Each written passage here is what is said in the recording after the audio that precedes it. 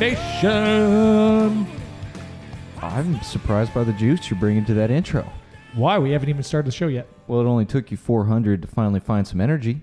That was my Freddie Mercury. Your impersonation of, what's his name? Rami impersonating Freddie Mercury? My impersonation of my buddy Tom impersonating Rami impersonating Freddie Mercury. Dude, that's great. One of my favorite things that I love to laugh at myself about is going and requesting Covers so people to cover someone's on karaoke. cover. No, karaoke. Like if I places, get it. the music venues I go to are small enough you can go and talk to the dude or the like woman so you're during saying a break. like you're at a bar and there's a cover band up there. Or anyone, just an artist, play me Chris Cornell's cover of Nothing Compares to You. Yeah. Covering Prince. Like, yeah. I think it's hilarious. I don't think it's they good do, shtick. But I laugh. If you hang your hat on that, Tex, I support it. That is good stuff. I'm trying to think of what other like antics I have that are just like they're very subtle and they're for no one but me. You know what I mean? I know I've got a few of those. I'll have to catalog those and share them with the audience. They're cataloged in 399 episodes of Power Athlete Radio. Yeah, I guess like that was my nickname in high school, but I don't know if that's for me. I think I'm probably going to phase that out in the next 400 or 500 episodes. Now that's funny. Ladies and gentlemen, this is Luke. And co-host, Tex. And we are here to bring you, just the two of us, the 400th episode of Power Athlete. You think we need to phone friends? Well, yeah, we got a couple friends to the podcast so we can bring Jean in. Welborne. And Cali. Carrie Hindelman. Ladies and gentlemen, we are going to hop into ups, downs, all arounds on the 400th episode with the crew. That's right. We have Baba Ganoush, the big guy, John Welborn, CEO, founder, Power Athlete, friend of the podcast, of course. When do you want to give him a co-host title? Is co only 2? Co's 2. Can't do it? I don't know with the 3. They don't have those. They don't have. If they had it, we would know it. I'll tell you what. I don't have time to Google it. We're already pushing 3 hours. I know. So, ladies and gentlemen, join us with really the OG crew on this show. Right when we first started spinning it up, baby, back in the 50s, 60s, 40s, 30s, 40s, 50s, is when it was me, you, Cali, and John. Right, and then kind of phoning some friends, or typically us just chewing the fat. Yeah. And on this centennial episode, the 4th centennial episode, we're going to catch up with Cali, who we talk to frequently but never get a chance to really connect with. So we're going to talk to her. Yes, and you hear from her all the time, every episode. That's right. But now we get to hear her. That's right. So we get into some hot things, interesting things. Cali, Seattle police officer. So there's a lot of things stirring up there. We cover it, and we catch up on some old stories and things that like are just feathers in our proverbial cap as we created some memories traveling across America, across the world, really, as a team doing the CrossFit football stuff and eventually CrossFit sports-specific application. And then I guess now in like our Power Athlete chapter, right? So it's a fun one. It's nostalgic for us. It's long. So strap yourself in, people. We love you. We appreciate you. Loves and hugs. If you love us and want to hug us, you have 2 options. Number 1, you come find me and you hug me. And Tex. Odds are if I'm there, Tex is close. And if he's somewhere, I'm close. Not like this close like we're at now, but we're realistically probably within 20 miles of each other at all times. Yeah, you're not wrong. So if you're out there and you want to hunt us down like Liam Neeson in the Taken trilogy, is there 3 of them or 4? Oh, there's 3. I don't know. The Taken trilogy, do it. Or you can give us a virtual hug. You want to know how I'm going to say they can do that, Tex? Head to iTunes and type out your virtual hug in the form of a review and give us 5 stars, obviously. We are ascending the charts like you would ascend the Mount Everest, I guess. I don't know. We're number 1 in a few countries. That's right. No big deal. No big deal. So, leave us a review. Help us grow. I have one review that I need you to read. Okay. And it was written specifically so you could do this, and that's high value. This is a review from Bidgood92 and based in Australia. All right. But he Put wrote another it shrimp on the bobby. so we could read it. Me or you? No, you. Okay. It has to be you. It has to be me. Top one here. Top one here. I'm Luke Summers, question mark? Damn it. Who put a question mark on this review? Whatever you put in there, Summers will read it. 364 days till next hockey tryouts, and you got to toughen up, question mark? This is the podcast for you. It covers all things strength and conditioning, NFL nutrition. NFL, is that a common nutrition? Being a decent human, all swaddled in a movie. That's from Big Dude. Bid Good. Bid Good. I was thinking Big Dude. Is that the one? Mm-hmm. I'm Luke Summers. I'm Ron Burgundy. That's right. Ladies and gentlemen, you could have your review read as well. What else do you want to say, Tex? There's also training. Mm-hmm. Go ahead. Lots of opportunities. Reverse engineering your training goal, and we have your training and movement solution. Mm-hmm. Warm up, strength training, conditioning, all wrapped into one. One of the most difficult things about going to the gym is figuring out what you want to do. You know those people that just wander around lost in the weight room back in the Globo gym days? Oh, yeah. Well, we are a solution to that problem. That's right. If you do see that guy and you're on our Jack Street or one of the programs, spread the word. Be a good guy. Change his life. Introduce him to Power Athlete Training powered by Train Heroic. Yeah, give him a hug and a love. You don't always have to be the hammer. You could be a hugger once in a while, too. You know what I mean? Hammer him with hugs. That's our new shirt for 2021. Be the hugger. That's Harry Shaw's shirt. And final announcement, guys. This is a shameless promotion for Wade season. So we are in the midst of fundraising for Wade's Army, the 501c3 that launched in 2012 at the hands of the team here at Power Athlete, and it's immensely grown, reached the $1 million benchmark or milestone last year, and we're in the midst of the fundraising efforts now. So here's my challenge to you, ladies and gentlemen. Number one, go to Wade's Army, make a donation if you can. If you're not in the position to make a donation, we appreciate that. Here's my big call to action. Be a fundraiser. If you've been a long-time donor, number one, thank you. But it's time to step it up. I think we need more fundraisers this year. And I think it comes from these great, amazing, beautiful listeners of Power Athlete Radio. Let's get more fundraisers. And if you can connect Wade's Army with just one new donor, you have done an immense thing for us. And to piggyback off of that, some of the funds go directly towards helping families that have been impacted by neuroblastoma. And there's only 18 treatment centers within the United States. So say you live in, I'm just going to throw out what's the city in New Mexico? Albuquerque? Sure. Okay. Well, you have to uproot and move your family to Lubbock, Texas, which would be the nearest treatment center for neuroblastoma. And families that did have to uproot or leave their job, loss of time, travel, moving the cities, we provided financial support for over 20 families and growing. But all of the families were led to us through one of their friends that heard about Wade's Army based off the T-shirt drive. There you go. So this is not a high Google search seeking out. It was all friends. Referral, word of mouth. Uh-huh. Mm-hmm. So that could be you. And if you start your fundraising efforts, it may feel, I don't want to ask people for money, but you're raising awareness, right? And if you can connect a donor to Wade's Army, that's a huge win for us. If you can connect a family affected by neuroblastoma to Wade's Army, you've used your power for good. And that's what the whole fundraising effort and the whole Wade's Army organization is all about. It's helping families in need. So, ladies and gentlemen, thank you for letting us give you a little feedback on that. Again, wadesarmy.org. Follow them on Instagram.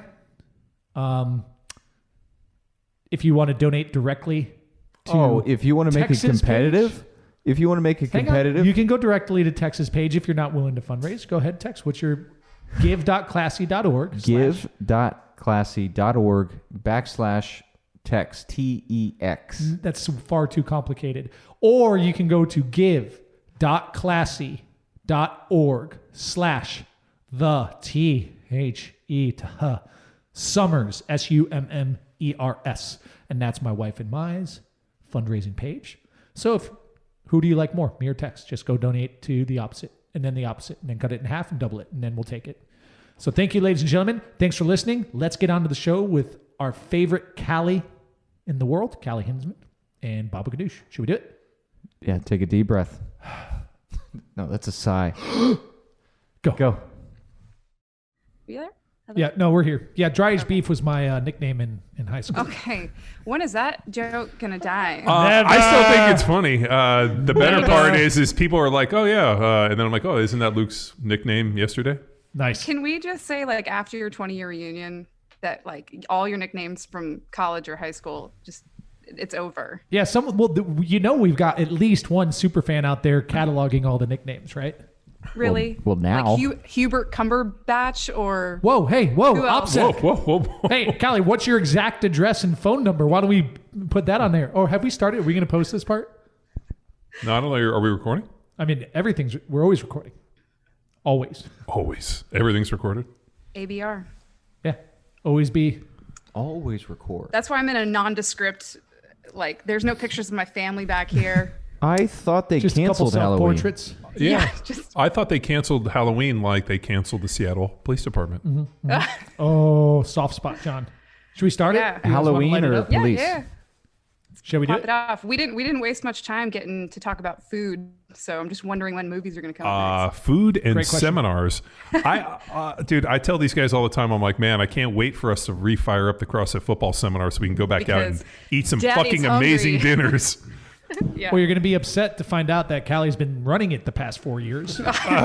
Well, you know what? Hey. Thank God. How did you like that email, by the way? Yeah, that guy was sucked. I my found God. I was insulted by the misuse of the unit of time. That a light year isn't a time measurement; it's a distance. Yeah, but that wasn't in the initial correspondence with okay. this guy. Well, it This ruined guy's- everything for me. But I So thought it was this guy- great. Yeah. Did he get Yeah, back? You know, did. he didn't. He did not. I thought at least he'd come back and say, like, Ha appreciate- ha.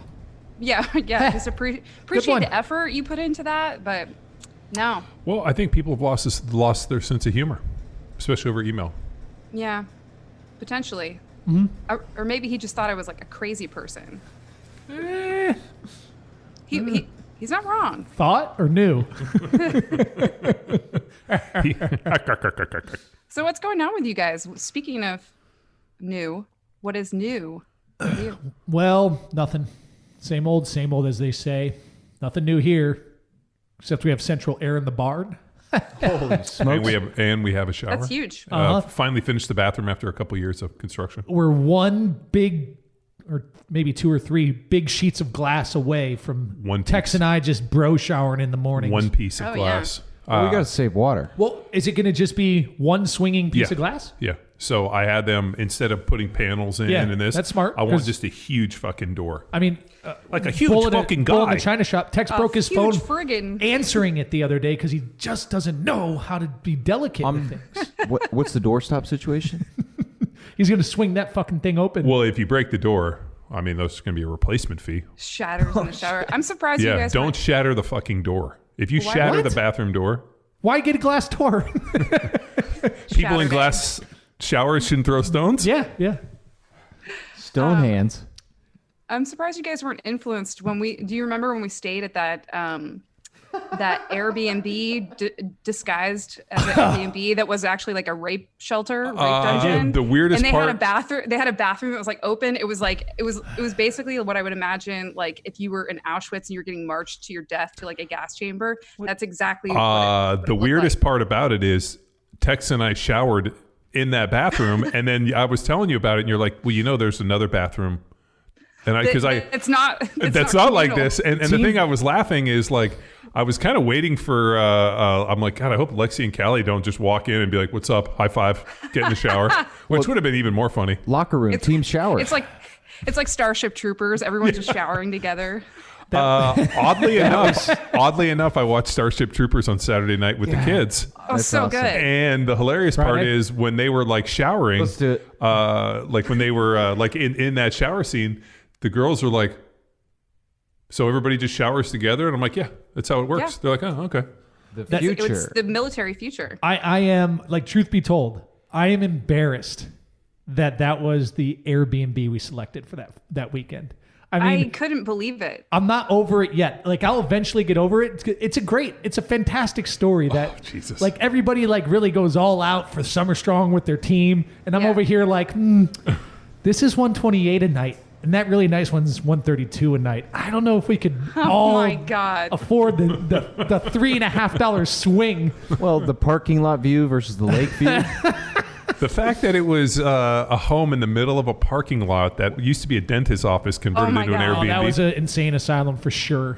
It well, was. A but dentist office doesn't need a hose room to shower down crazy people. I guess it does. It was very bizarre. The other weird part about that is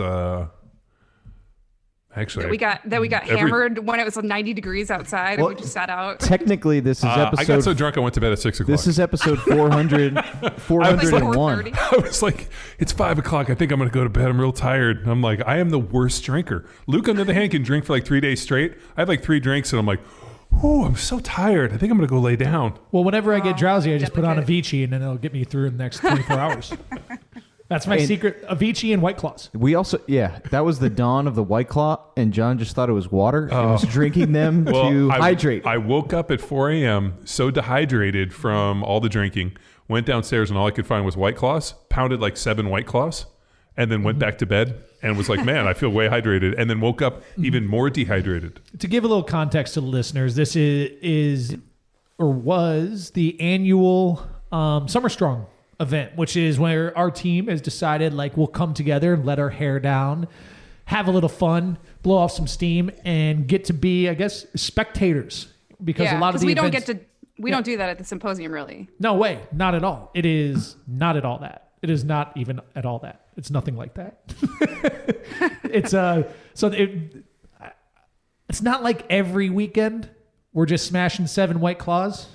I mean, we take 1 or 2 weekends off. Dude, I not to derail your story because I'm that was it. That's the I'm story. excited on this story. I had a White Claw. I think it was on Saturday night as we were watching Starship Troopers, and I'm not kidding you. I felt awful. They're bad. They're bad now. They changed the brew. It's changed. Someone changed it. Something happened, and like all of a sudden I got this like weird gut bomb, and was like, man, I feel awful. You want to know what's in? You want to know what's in, Cali? Cali, you want to know what's in now? Tell me what's in, Luke. You're going to tell me anyways, so. I'll tell you. The premix drinks. I'm off the malts. The malt seltzer stuff, I'm off. You're on? I'm just going back to bourbon. No, big time. Well, yeah, no. First off, I'm just going back to bourbon. if you're gonna have a drink and watch a movie, I'm all on drink that. bourbon. But if it's like a daytime, need a crisp or fresh poolside bev. What? Look at the look on her face. She's like, what a douche. What? I'm sorry that you don't have any poolside bevs. Just let my eyebrows speak for my expression. What the fuck? A poolside bev? Who are you? I'm Luke Summers. Dad. Dad, yeah. We got a pool. We got a neighborhood pool. You got to roll up. So you're just taking. You got her in the wagon with you at the walking roadie, basically in like a big cup like this. Yeah. Adult Halloween. So I'm a little big bar in the. So I'm the a big quarantine coffee is what it's called. I'm a big high noon guy. Have you heard of these? Have you heard of this? So it's basically, you've heard of it? Coffee and bourbon? Yeah. No, it's like flavor. It's essentially a vodka drink. It's like a White Claw, but instead of malt liquor, it's actual like vodka. It's a vodka mixed drink, but in a can. Oh. And then there's another one. Ranch Waters. Yeah, the Ranch Waters are awesome as well. And then, but that's just, they're only out here, so no one's going to be able to get that. What is that margarita one? Here's the deal. As you know, I'm a big cost per ounce guy or cost per proof guy. I knew that. Frugal, shocker. Heck, we can reference back to what we were talking about. What, the $3 savings on Airbnb for the rapey? Yeah, and you get your vans out of dumpsters. Like, anyway, go ahead. Yeah. Oh, yeah. Man, so it's like a margarita one, but it's 12% by volume margarita. So like you're supposed to pour it over ice. You don't have to. You can drink it out of a can. On that note, Bud Light was sued, so their Lime-A-Ritas didn't contain like Lime? tequila. Oh. So they got sued for false advertising. Did it say it has tequila in it? I don't know, but somebody sued them and then won. So Bud Light had to pay out and then take it off. But Some alcoholic sued him. my friends, Why? we used to play Because- this game, like a fingers game. Uh-huh. So all of us, if we put a finger on, and then we'd say 1, 2, 3, and then pull off, and I just call out a number, however many fingers are left on the rim. Got it. And if I got the number right, I got to be out. And you just went down to the last 2 guys to say, all right, 1, 2, 1. Do you And make up these drinking games? No, but I love it. I've never heard of any I've of these never drinking heard But games. the last man standing on the Limerita had to drink it, so it was like punishment for To drink a losing this Limerita? game. Well, you know what the Naperville version is. You just Penis. drink it. No, you put your penis on there. Yeah, I fucking saw that coming from a mile away. I know. As he's talking about fingers, I'm like, Texas I'm like, deal oh, would be that's- yeah. fingers. Yeah. Naperville? Yeah. And the winner gets to drink it. Yeah. Yeah. Everybody's just leaving their dick on the rim and is like, Six. off. 6. 6. Okay. Six. So wait a minute. What if we drink it and just spit it in each other's mouth? Okay, that's better. That's also a version. What do you call that game? Baby bird. It's not a joke. You guys all keep your shirts on. No. Shirts are on, but your Pants. in the bottom. Oh, Yeah. yeah. Yeah. Topless parties are out. Pantsless parties are in. Yeah. That isn't a bad idea with like real high socks, you know? Oh God. And like white socks and penny loafers Yeah. Oh, yeah. We could do that. with the penny in. Now, what do you guys want to talk about? What did I want to bring up? Something I lost. Should have wrote it down. What is the Bada? Oh, I can't think of the Zoolander one. Damn it. Yeah, that's Ballstein. he's like, ba-da-da-ba-ba-ba. Maury Yeah. Ballstein. Ballstein. He's like, there we go, a little bit of pee-pee. R.I.P. Maury Ballstein. So, ladies and gentlemen, that's what I was going to bring up, I guess. In case you haven't Ballstein? noticed, I guess we'll have the intro and everybody's going to know it's Cali, a.k.a. The Voice. AKA the cackle. The cat. Callie's the voice now? Well, I mean, That's she's Big like, Jenny K. she's the only one who gets away with just having her voice on the YouTube. Well, you used to have that little cackle. Yeah, it's just like, it took an hour to render that thing and it just started to, cost benefit analysis. The joke That ran took you- dry on my That end. took you an hour? No, like you have to hit go Oh. and then the computer just spends an hour making that. It's very complicated. Cal, you I'm would pretty understand. amazed that your ability to string along a joke that you would say that it kind of burned out. I mean, It was time, like the amount of time, like to tell a repeater joke takes a matter of seconds, but to like, for my computer to be down for an hour to just get that 2-minute clip of Cali, like South Park with her mouth and cats all over. Terrence and Pil- Yeah. I'm glad it's gone.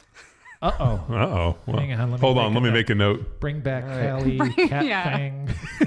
I mean, I love it. I was actually hoping that we could do, instead of a cat, that we could do Marvin the Martian as Callie. We could Photoshop that for sure. Yeah, I just don't putting. think kids these days know who that is. Well, they're about to find out, and I don't think kids are listening to this. Although one kid does, we found out via email. Really? Sorry, kid. Yeah. Oh, yeah. 'Cause, And Is he we're- the one that was like, please stop cursing? Yes. so, Callie, I'm curious.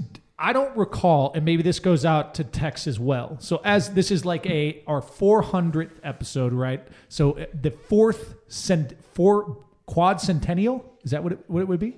The You quad just made that up. centennial. I don't know. Episode. Centennial is 100, right? And then quad would be 4. Okay. So when in this whole mess of podcasting, Callie, when did you hop on as a regular? Do you remember? Like, how deep were we into this thing? It's a good question. I don't know. I don't even know how that came to be because I don't think anyone asked me. I think Well, I now may that we have- got that covered, Yeah. So I've just been flying under the radar for 350 episodes or whatever.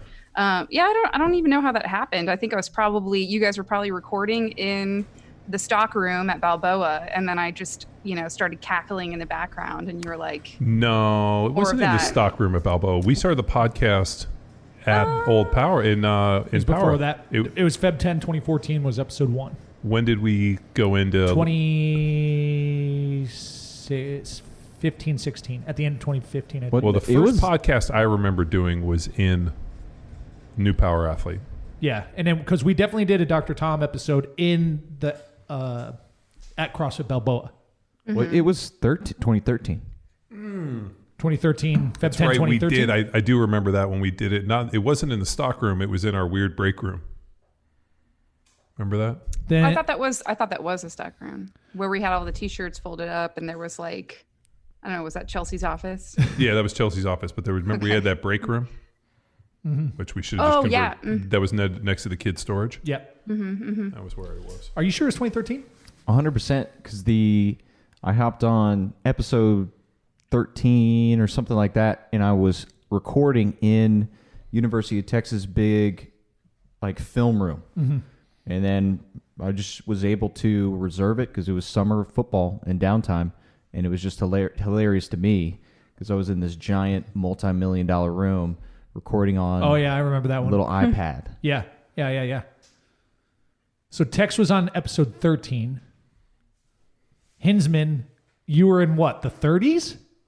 Probably, yeah. I haven't even looked back to the first episode that I was on, and again, I can't even remember why or how. I mean, I'm sure. I think I remember because you were the only person that we knew that actually listened to podcasts. Oh, probably. Because I remember when I thought it was a terrible idea, and you were like, no, people listen to these. And I'm like, who? I don't know anybody that listens to podcasts. And you like slowly raised your hand, and you're like, I listen to podcasts every single day. And I'm like, really? When? And you're like, when I'm riding my bike around trying to, not eat and imagine what air tastes like. No, it was way before that. Like, It was definitely before that, but- here's how I want to write history: is that we were on the podcast making fun of Cali while she's in the same room, and she's like, "You guys," it's like, "Cali, come join us." She's like, "I don't actually have Satan's fingernails as my eyebrows." And then that's how it all shook out. That was her first line on the podcast. The devil's fingertips. Yeah, we're gonna have to have an intern go back and find the real truth, because I'm certain that's not how it went down. What was episode Positive. what was episode 1? It was Denny and Steve calling me while we were in. Well, but we never Gravity released James. episode 1. Technically, no. So what's Denny and Steve did on what was it called? I can't remember the platform. SoundCloud? SoundCloud, maybe? So what was the first one that we actually did and recorded that was kind of Power Athlete? It would have company? been a repeater of that, probably that first episode. I could find it. It was nonsense. It was probably talking about the cert. It was probably talking about squatting or something dumb like that. I couldn't tell you what those first ones were, man. I remember recording it up in my loft in my rental under the airport with Denny and Steve. I remember recording at Balboa. I remember recording. We did one every like 2 or 3 weeks. I'd have to check the Do you email. remember when you guys invited me? I think you had me on as a guest. I have them all. I have all the raw audio and my digital hoarding, so I could go find it for sure. But they're not labeled. That's the thing. Some poor bastard's gonna have to sit there and listen to them. Nice, Cole. This would be a perfect job for Cole. Cole, what are you listening to? I don't know. Nothing. Is it good? It's great. But what is it? I'm not sure. I don't know. Is Cole current intern? No, he was our Former. intern. Former intern. Oh, okay. He that He was had his great. strengths. He had his strengths, and then he had areas for improvement. He was like, Yeah. so what are you listening to? Nothing. And then I went to listen. I'm like, well, that would be Led Zeppelin. Real conversationalist. Yes. Yeah. But, I think he had a growth experience here, not in the capacity in which we were hoping for him. Well, he lost But, 40 pounds. Yeah, lost 40 pounds, got stronger, learned how to train. Developed some hate in his heart, probably. Oh, yeah. We did our best. Yeah. Yeah. Other than the fact I'm that, familiar. other than the fact that I asked him to help me put tires on my truck, and so I put on 3 tires. He had the responsibility of 1 tire, and he didn't put the lug nuts on. So as I'm driving, all of a sudden my driver's side wheel just goes shooting out and goes flying past me at like 70 miles an hour. And I'm on the back axle, and I'm like on the the trick's leaning back. I see the tire shoot, and I'm like going around a curve and thinking this could be the end of it. This is it. And then I think, nah. This is how I go. No, like there was a split second of like, oh shit, this is how it ends. And then I remembered like another voice hit me, and it's like, you've done way dumber things, way worse stuff. This is totally mundane. My blood pressure didn't even get up. I just put it into the ditch, into the dirt. And then he was actually following me, and he pulls over and he's like, dude, what happened? I'm like, did you forget to tighten the lug nuts? He's like, I think so. I'm like, well, Holy shit. now we have a problem. So then we had to go find the tire, which was like a mile away in like the brush because it bounced over and went into like like the wilderness. So we find it.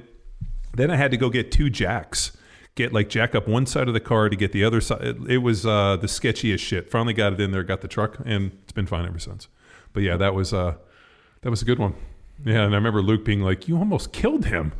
The responsibilities that you presented to that young man astound me. Tex also presented him with the opportunity to clean the coffee machine, our Jura coffee maker, which is like pretty expensive. I mean, it's expensive coffee rig. Yeah. And he went in there and he like started pulling things out and snapping them out of the inside. So like, I'm surprised we even let him touch things so valuable.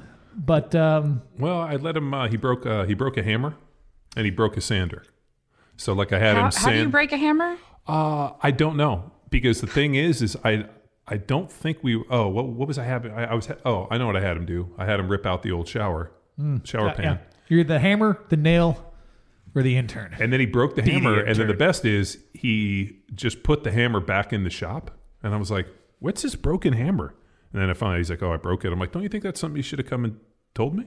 And then like the sander broke, and then I went out there and I was like, "Why is the sander sitting here?" He's like, "It stopped working." I'm like, "We have a rule. If something breaks, come tell me, and we'll find a solution to get a new one." He's like, "Oh, okay." So he was more of a laborer than an intern, really? Yeah, that was the intent too. I think was like a little bit of like get some elbow grease and dirt under the fingernails. That's kind of what he needed. That's kind of what he needed. So yeah, that for was this the angle. For this particular intern. Previous interns prior to that were coming to us to sort out emotional issues, deep seated. Maybe. I don't think for Luke K. That's a mistake. No, but they wanted to be better coaches. Right? Yeah. Like that was their intent. This particular intern had it was about learning how to work out. Yeah. He, junior college football player. He was like 300 and some pounds of like, chewed bubble gum. So he got down to 260. So he lost 40 pounds, put on muscle, and actually got dramatically stronger. So for that, it was valuable. TC came to us really for a life change. It was just kind of a rudderless graduating college. I don't know. In hindsight, but that wasn't his original intent, I don't think. I always think that was his intent. Maybe. Like in hindsight. Not as it was pitched to us, though. No. I think, but in hindsight, he was looking for like, I don't know I don't know what I want to do. And I'm not the person I need to be. I can come to Texas and Power Athlete can help mold me. And I think we did. And he's like, because he thought he wanted to be a sports performance coach, but now he runs an amazing nail salon out in Newton, Massachusetts. Feet only. And dudes only. So is he a pervy like foot guy? Yeah. I mean, I know TC, and so I'm the surprised. name of the salon is Bros and Toes. Newton, Massachusetts. And the best is they serve fig Newtons. Yes, that's it. That's how they space the toes out. Complimentary fig Newton. That's how they space the toes when they're doing like their toe work. Is they space them out with fig Newtons. And they serve you diet right as well in a champagne glass. God. Did they do hooves or what? I mean, asking for a friend. Yeah, just throwing that out there. Hey, Cali, I'm always secretly hoping that bell-bottom jeans come back so I can spot you and not be able to see your feet. Okay, can we just distinguish between bell bottoms and boot cut, because there is a difference. Bell bottoms are coming back. I saw like recently some girls on Instagram wearing. I'm like, God, I can't wait for Cali to get into bell bottoms. Yep. And then we wouldn't even be able to. Normal. Yeah, hooves. This is a normal foot. Those things are what, 5s? Sized to you and Josie sharing shoes, huh? I don't have a dollar bill for scale, but just take my word for it. It's proportional to my body and height. Allegedly. Where did the Hooves Hinzman thing come from? Can't remember. Poor yeah, Cali, okay, Luke. Like... Luke came up with it one time. I don't even know how or why, but I think he was making fun of the size of my feet because it looked like I was going to tip over. And you asked me to like somehow there was an exchange of your lifters. I held your lifter. Yeah. Mm-hmm. And I was like, "Oh, Cali, what is this thing?" Yeah. And you're like, "Oh, that's my shoe." I'm like, "This thing fits your foot? Your foot's is as long as your ankle? That's like a hoof." Hooves Hinzman. Yeah, and they had like what's heavy a lifter?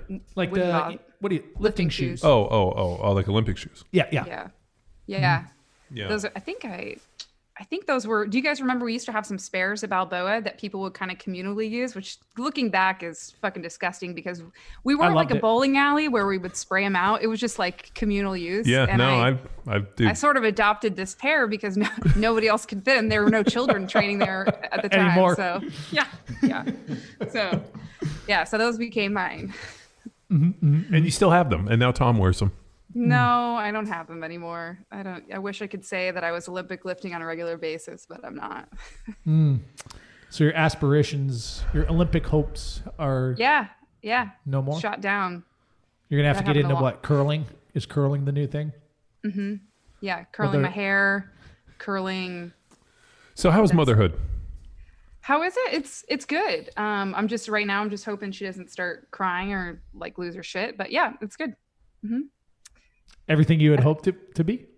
You know, I to be perfectly honest, it is that and more, but it's I think there's some bad press going around about how difficult it is, I think. I'm on that team as well. John, you don't get to say that because you had twins and there's legitimate struggle. 100%. It was just a lot of work. So I think about you all the time, John, how hard it must have been with 2 infants, but I just think I just especially feel like not being qualified for this. That's what I constantly tell people. I'm like, hey, like women are more qualified. Like you guys instinctually like just know what to do. Me, I had no idea, and I'm just like, here's mine, here's yours. Let me figure this shit out.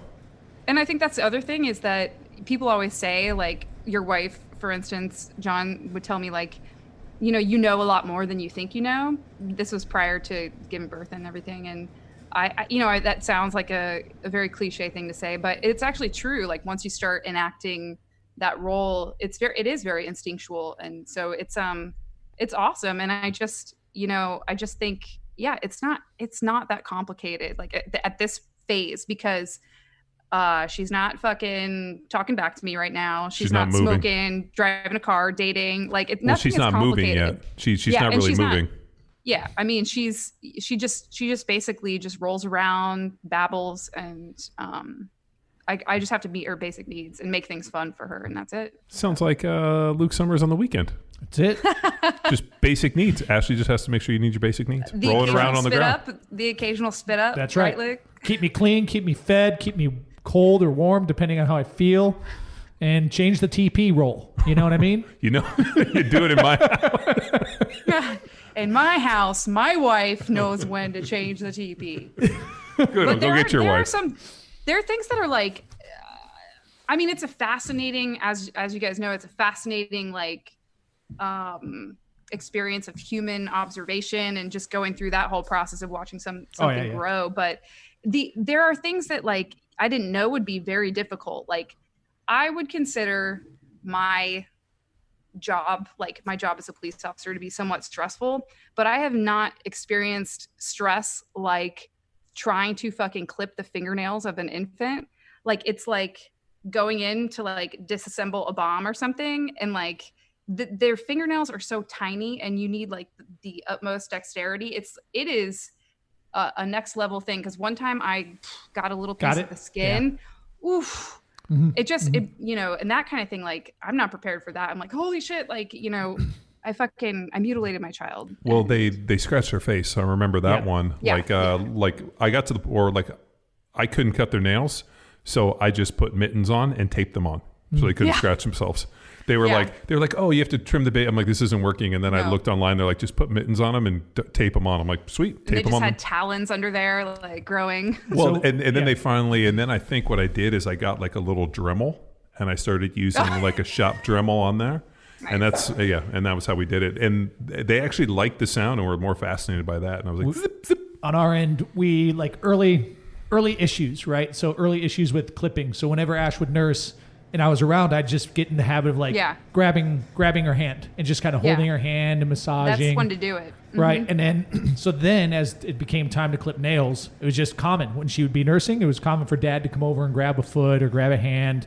And then you just get in there. But then when she was off the teat, that's when she was also mobile and kind of aware and shit like that. It now is like, it's a timing issue. Like timing, temperament, and environment. Right. If it's playtime, there's no way. But if like she's kind of getting winding down, crawling up the stairs or something, and is just kind of sitting and observing, I'll go sit with her and just kind of with the clippers in my pocket, casually grabbing her hand and see if she's pulling away. And if she's not, I go and get like 2 or 3. And then like it's 2 or 3 nails at a time. And then now it's like trying to keep track of which ones I've clipped in the past 3 or 4 days. You are a way better dad. I just kind of got him in like a position where I held them between my legs and then just kind of like grabbed their finger and then just ground them and let them scream. Well, I'm trying to get the perfect shape because she has this really like long pinky nail I've been growing because she's going to school now. And I want all the other kids to know who the kingpin is. Yeah, she's the kingpin, man. Yeah, like, look at Ruby's Coke nail. For kingpin of KLA school Sweetwater. She can finally use that baby mirror I got her.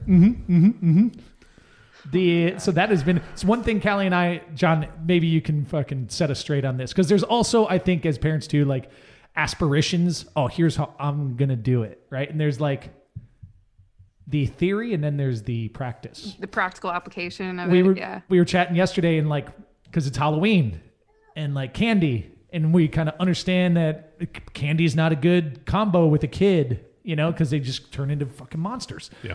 In my experience watching my nephews and things like that. And one thing that the Spanton family does is this tradition called the Switch Witch, where the kids can go trick-or-treating. They get all the thrills and excitement of going around, ringing the doorbell, getting candy, picking their favorites, and they come back and I guess the Spantons try to keep wraps on like how many houses they hit and pieces of candy, and then they'll come back and they kind of pour it all out and they organize it, and then the kids get to pick. And I'm making numbers up. I don't know what the rules are at the Spanton household, but like 10 pieces of candy, and then all the other ones they donate to the Switch Witch, who leaves. It's like Tooth Fairy. She'll leave $5 under your pillow if you donate, like give your candy to the Switch Witch. And that like that's a way to peel back or at least reduce the total amount of candy in the household, so that the kids don't fucking smash candy for 30, 40 days straight. Yeah, and just to be clear, Luke, when we were talking about that, though, I wasn't, like, suggesting, like, this Halloween. Like, my child's 4 months old, so I was kind of spitballing and thinking, and I was just curious, you know, like, just all the stuff that you don't usually think about. And, you know, I know that you were kind of, like, on board with, like, that whole Switch Witch thing, but... You know, like I was telling you yesterday on the phone, like I remember when I was a kid, like my parents just gave me like a pillowcase and were like, see ya in 3-4 hours, just come back with that thing full, gorge yourself. You hate your life after that. Like you go through this like crazy peak of whatever, and then you're sick to your stomach. And I don't know, like I get that that's not very smart to do now that we know just the effects that like, you know, sugar, fructose and all that have on, you know, the function of our. So what I did is we buy like I'll get like Cease candy and some suckers, and the kids can go out and trick or treat, and then they can come and they can trade me their candy for the better candy, and then I take all their candy and I just fucking dispose of it.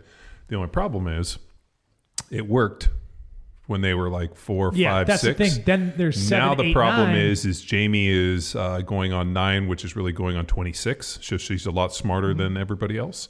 And she basically somehow early partitioned her candy, hid it upstairs underneath the couch, and then was eating it and leaving the wrappers underneath the couch. And the way that we found out was the dogs went up, found the wrappers and ratted her out. And then I lifted up the couch and there was all these candy wrappers, and I'm like, who's eating? And they were like, I don't know where those came from. And like poor Killy's like mortified. And then it took them probably 4 months to finally be like, that was us with the candy wrappers. And I'm like, we knew. I was like, did you guys think that you were going to somehow convince us of this? Yeah. So like, I feel like there's like a window where you can lie to them and they're kind of like this. And then they get to the point where they're like, yeah, now we ain't going to do that. Yeah, I can kind of remember 9, 10 years old. The jig was up. Yeah. Right. Especially with an older sibling too, who just wanted to ruin everything, like ruin the majestic portions of the holidays, the Tooth Fairy, the Easter Bunny, and all, you know. My kids are still all bought in on that, and I'll tell you why. Because Harry Shaw's daughter, Logan, is still bought in on it. So really? Logan's still... How old is she? Like 11. Did she listen to this podcast? No, but she's still bought in. So like on like the Elf and all the other stuff. So the girl's completely... Like, I didn't believe in that stuff past about age 6 because my brothers told me the truth. Mom's the Tooth Fairy. You know, there's no such thing. Your brothers. Yeah. Oh, yeah. Well, actually, it was it was some older cousins and people. Like, ask your, but the girls and like Kate's like, what do you think? I'm like, I want them to believe in this stuff as long as possible. Like, and I tell them all the time, like, you're going to have your whole life to be an adult. Enjoy being a kid while you're here. Like, and I always remember, like, I had older brothers. I always wanted to be older, think I could be older. And now I look back and I'm like, you got your whole fucking life to be old. Be a kid. Enjoy this stuff. Cali, what's up? Are you already dyeing her hair? No, not dyeing it. She just started crying, so I was like, let's just preempt before this goes nuclear. I'm just wondering. I mean, she's like almost like an Auburn sassy redhead. Oh yeah, she is a sassy redhead. I hope that she does turn out to be a little ginger. I think that's really cute. And are you spray tanning her too? She looks kind of that. I am doing that. Okay, I am good. doing. Yeah, Kyle and I LinkedIn twice a week synced on that for sure. Yeah. You're bringing somebody in to do a little spray tan. Yeah, well, she's got a little cellulite going on, so I figured know. anything to hide the. Yeah, Summer's household, we have at least 40 minutes of aerobics to try to lean Ruby out. She just looks like a fire plug right now. Nice. Like a fire hydrant. No neck. That's how you want a daughter. Your daughter's neck should be like Brian Urlacher neck. Bill Goldberg. Like this. Yeah, that's what I'm hoping for.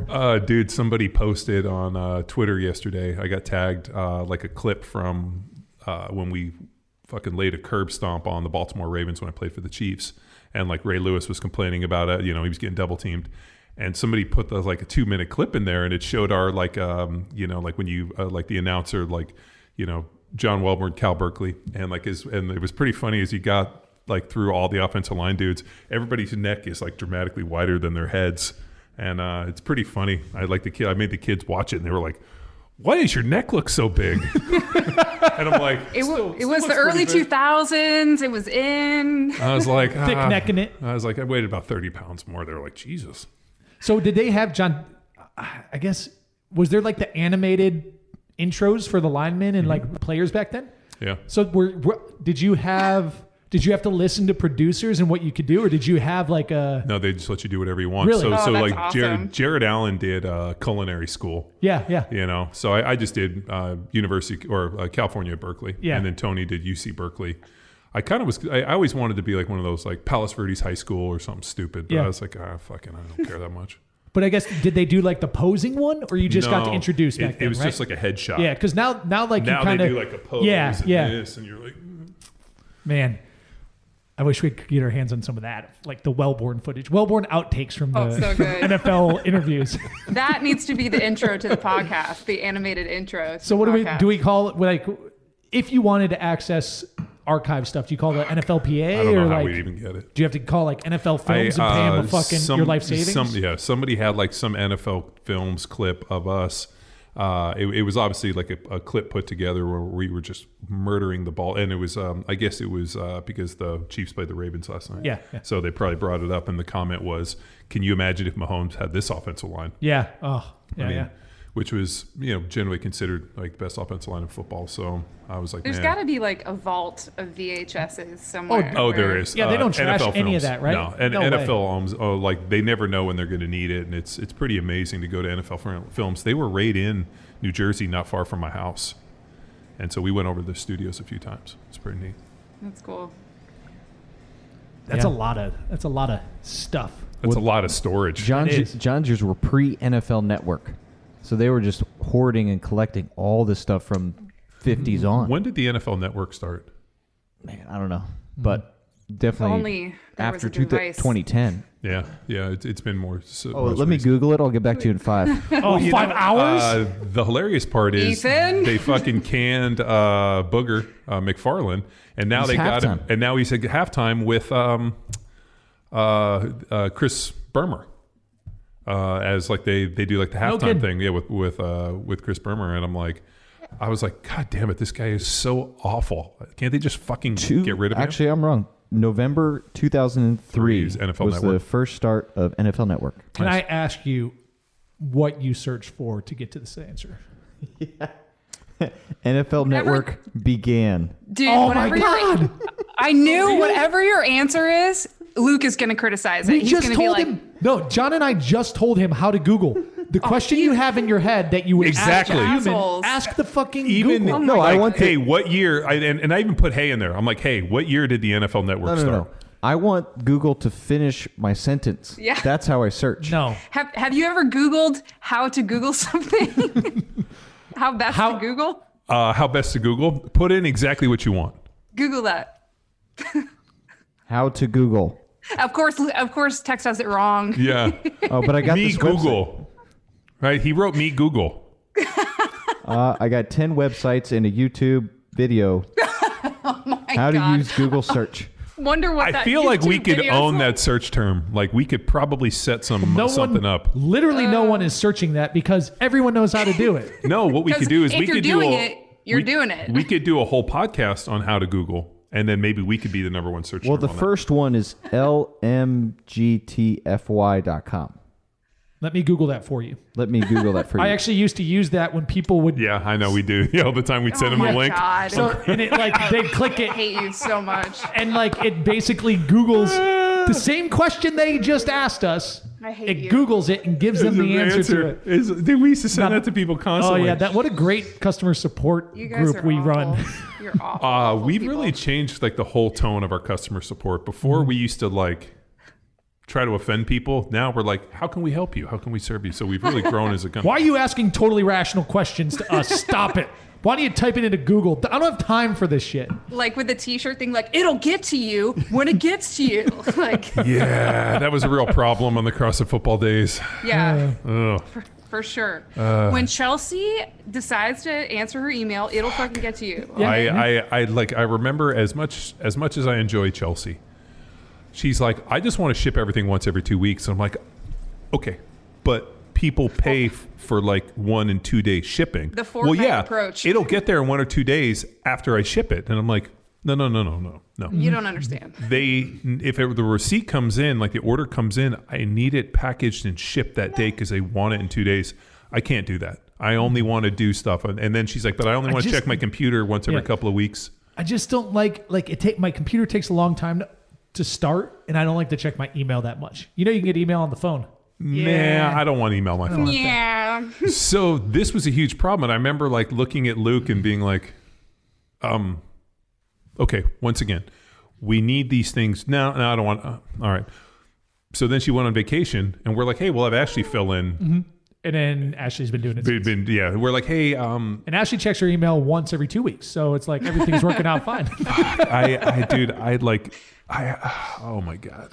All you got to do, John, is change the shipping policy on the page. People will be like, how usually ships within 1 to 20 business days. Just change like the year. Just say like it'll Or be there within 2 days of the year. Like Usually ships, period. yeah.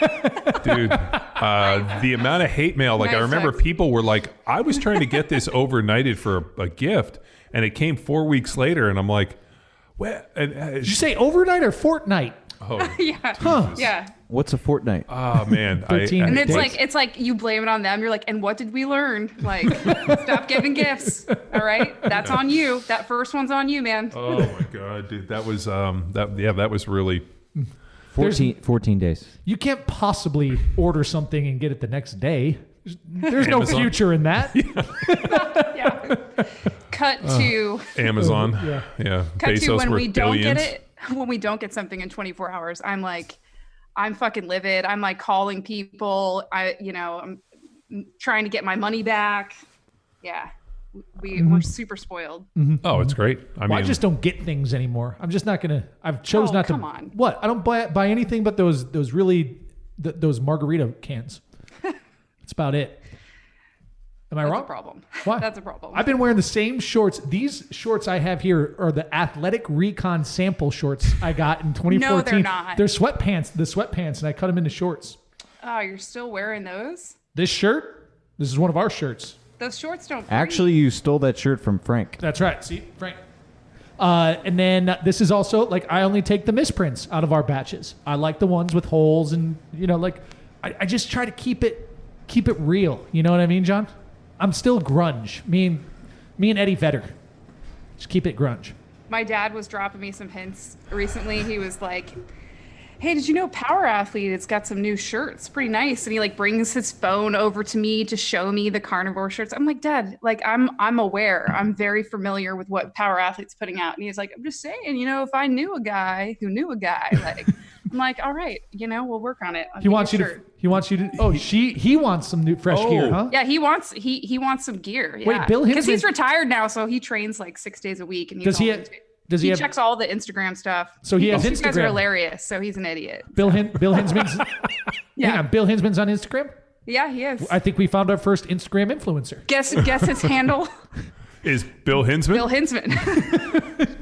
I'm John Wellborn. McQuilkin's over there. We're just squatting on McQuilkin. I think we got to send Bill Hinzman like a thank you pack and say we'll just say we'd like to invite you to be our inaugural Instagram influencer. How many followers does Bill have? 12. Well, I Googled Bill Hinzman, and he was an actor. He was an actor in the. Or was he a director? Are you sure he was an actor? Actor, director, and not the other way around. And not the other way around. His first role was a cemetery zombie in the popular horror film Night of the Living Dead. No way. Yeah. He reprised his role in new scenes that were filmed of the 30th anniversary edition. And when his acting career didn't pan out, he became, he was career Marine, and then. So why did your dad retire from the police office? As a police officer? I think he was just ready. It was, it was around the time that COVID and stuff was popping off, and he honestly, even before COVID, he had just, at his age, he had reached his capacity for like tolerating nonsense. Just nonsense. He just didn't have the patience anymore. You know how like people get a little, like older dudes get a little cantankerous. They're like, they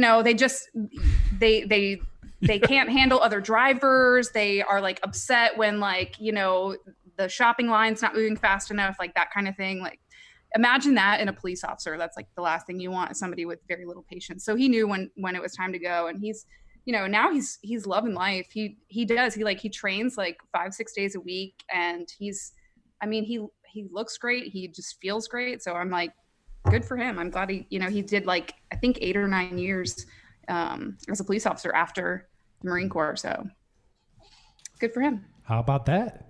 And now he's obviously like sickened with everything that's going on, all the politics and the social stigma around police officers. So he sort of, he feels for me.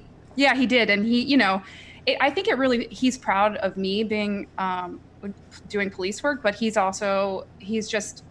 I think he's kind of disgusted by everything that's going on. And so he's actually been encouraging me to maybe seek some greener pastures. Well, don't you think it, if you guys go back and listen to the podcast that we had during COVID, when the governors in the states started implementing some draconian laws associated with COVID, where they were like sending people out and arresting people that were like outside their homes.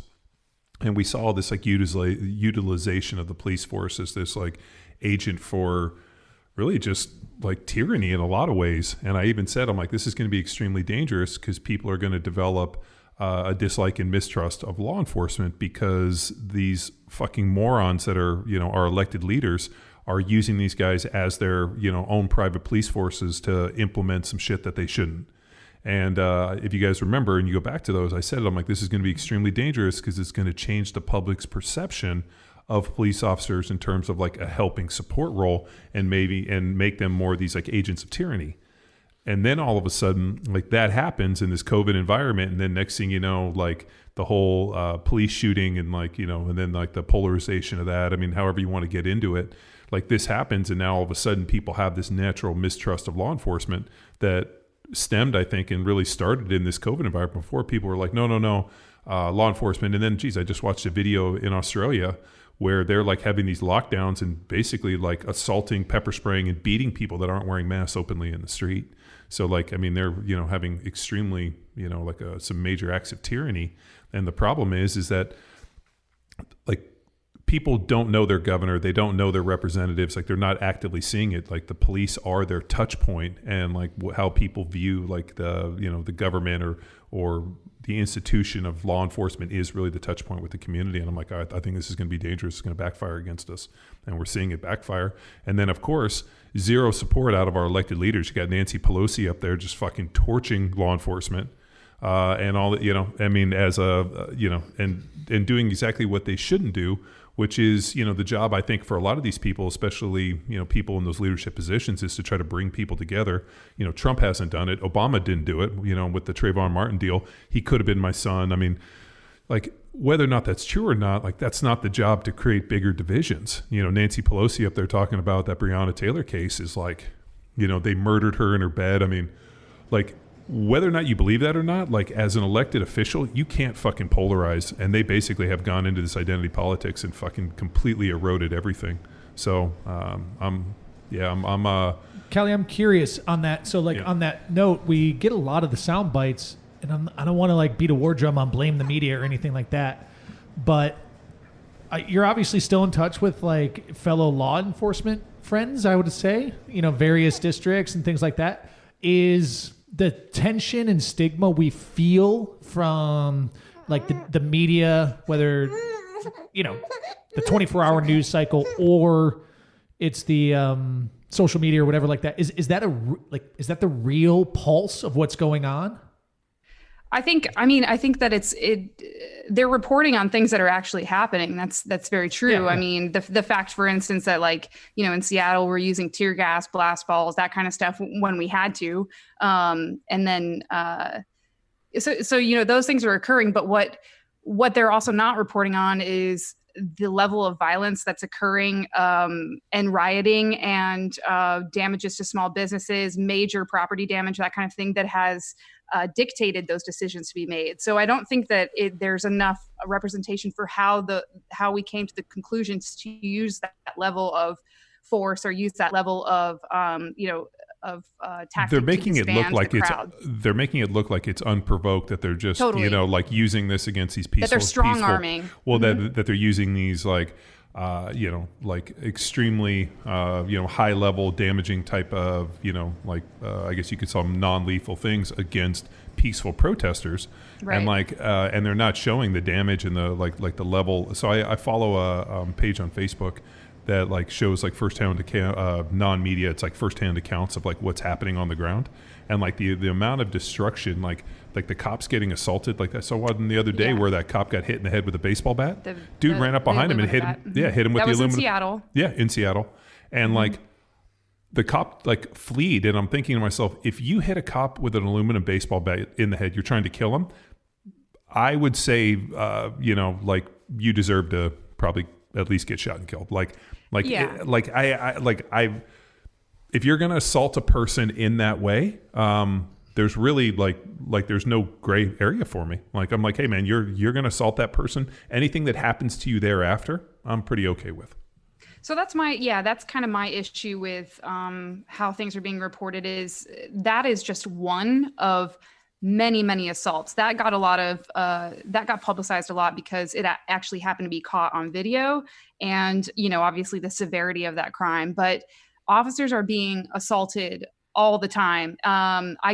So when I wake up to feed Josie at night, like at 3 a.m. or whatever, that's around the time on the West Coast when the peaceful protests have turned into essentially like violent riots. And my friends that are on the department during their breaks are sending me pictures of their injuries. They're sending me videos of civilian vehicles being torched, police officer vehicles being torched.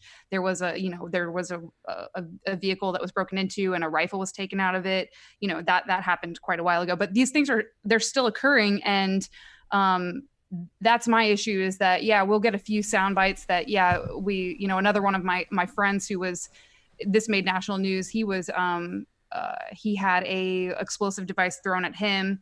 It struck him in the face. And so I don't know if you've seen the image, but there's a Seattle cop who had a pretty significant laceration to his eye. He could have lost his sight.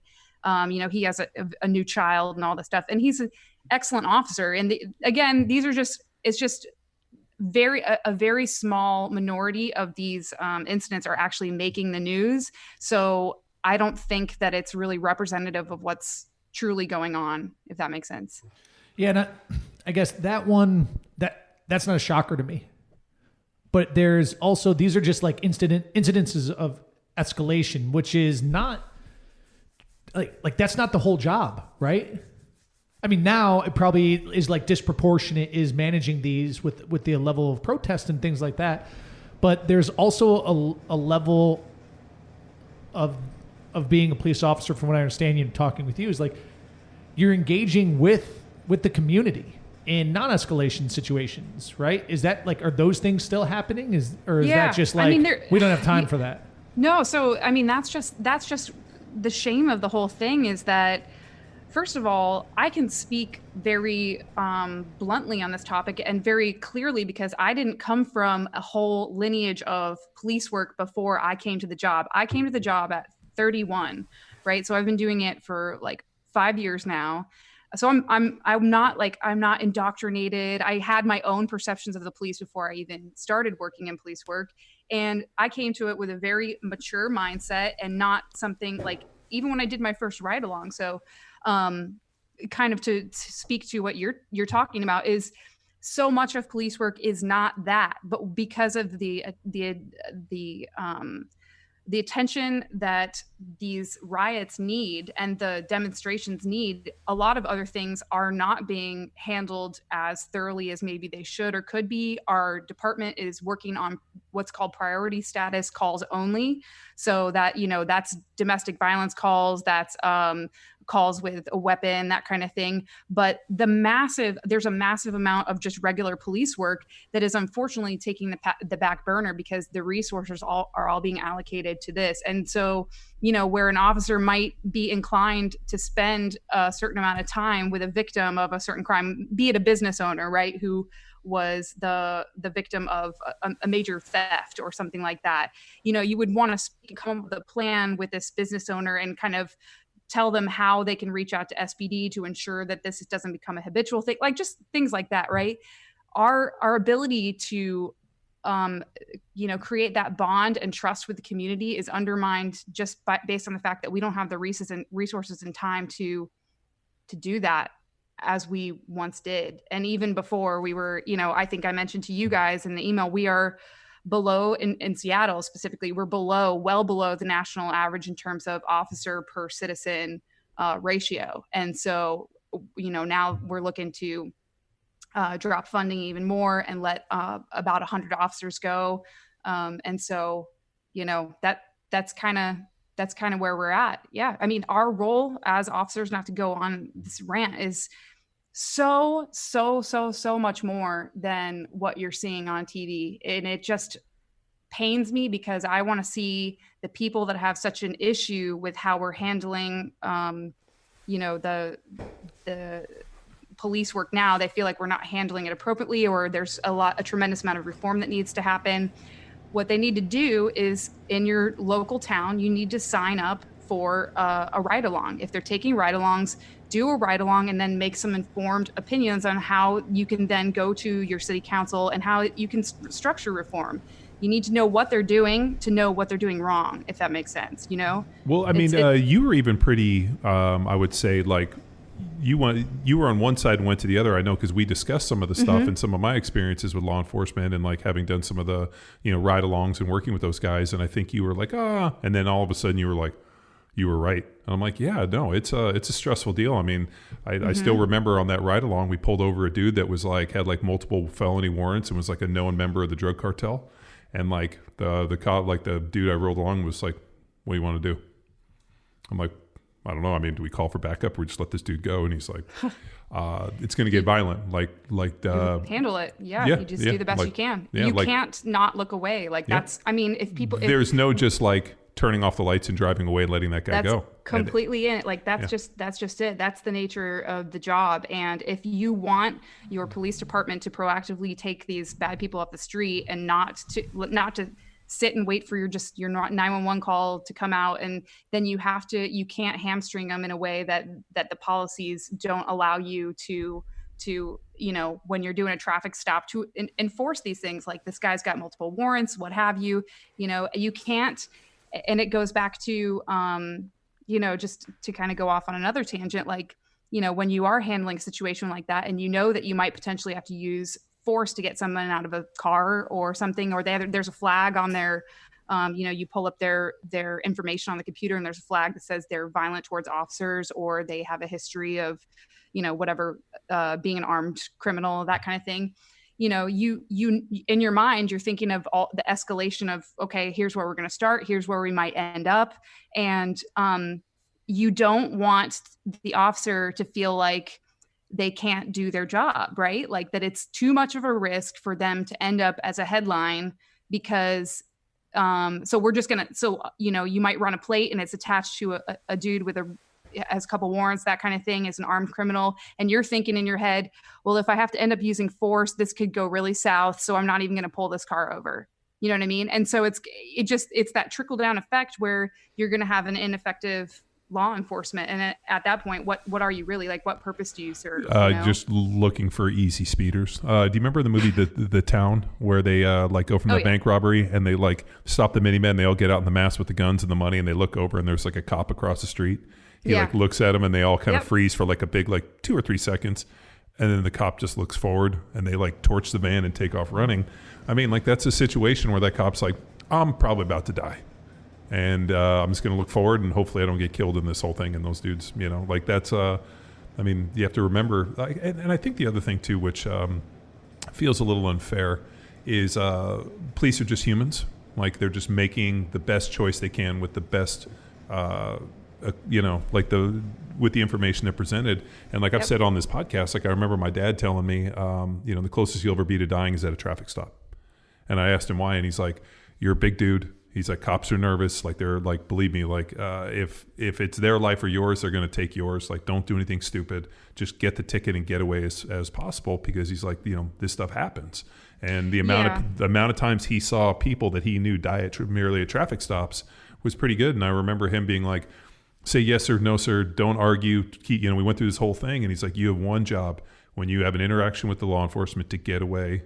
And he's like, if you get a ticket, we'll fix it. We'll find it. We'll pay it. We'll do whatever we need to. The only thing I can't do is undead you. And, and like, not that like, I have to be fearful these guys are going to kill me, but I also have to remember, he's like, think about the amount of people that these cops deal with on a daily basis. Like, that's their level of every person they have to treat. And he's like, your job is just to get away. And like, as we've known a ton of law enforcement guys, and we have a lot of people within that follow our programs, like, at the end of the day, these guys have one responsibility, which will go back to Kevin Costner and the Untouchables: go home alive at the end of your shift. And that's, I think, what these guys are trying to do.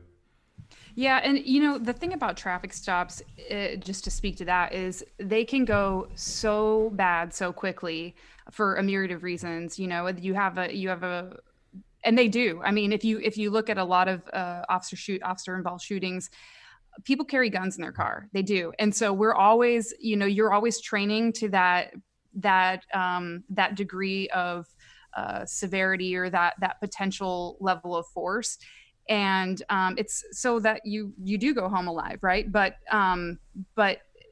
that's not to say, I mean, I've done lots of traffic stops. To be fair, in Seattle, we don't do a ton. Like, I don't do a ton of traffic because I particularly work downtown and at night. So I'm really just stopping people if I think it's a DUI. And a lot of times during the day, there's not a ton of traffic stops going on downtown because you're not trying to jam up traffic. There's not, unless you see something like super egregious, But it's when you have a traffic stop, like a dude drifting a 2006 E350 van. Like, egregious. Yes. Like, I don't know, like some stuff, some poor driving I've seen. But so the other thing too is, like, much like when you enter someone's home, someone's vehicle is their own domain. They know their way around it. They know what's inside of it. They know, in an instant, they can, if you were to reach into the car to open the door and you were going to make an arrest for something or whatever, they can put that thing and drive and drag you. They can reverse. We've had like officers almost run over. We've had bicycle officers hit by vehicles. So you're looking at an actual. These are things that happen, and they're not reported. Like, you don't read them in the newspaper all the time. But I can tell you, like, I've had people, like, I've had to, like, pursue, and I've had people turn their car around and, like, try to get away from me, just drive straight at me. There's just crazy shit that happens. And so yeah, I mean, traffic stops are a extremely dynamic thing. There's so many, and like I said, it's the same as if you go to someone's house. You want to, even though they're in their safe spot where they know where everything is, you want to try to control that situation. So you're not letting them walk around and go through drawers and say, well, I just want to get a soda out of the fridge. You know, you might say, well, I'm going to get an officer to get the soda for you, that kind of thing. Like you want to be in control of as many of those variables that you don't know about as possible. Lots of guns in the refrigerator and the freezer. You know how many times I've been over to people's house and gone and got ice and seen guns in the freezer? Maybe Really? I said weird friends, but yeah, all the time. You That's do. like that's a standard one, is the gun in the freezer. Hold on, let me get some ice, open that door, and then get shot. Like that's pretty standard.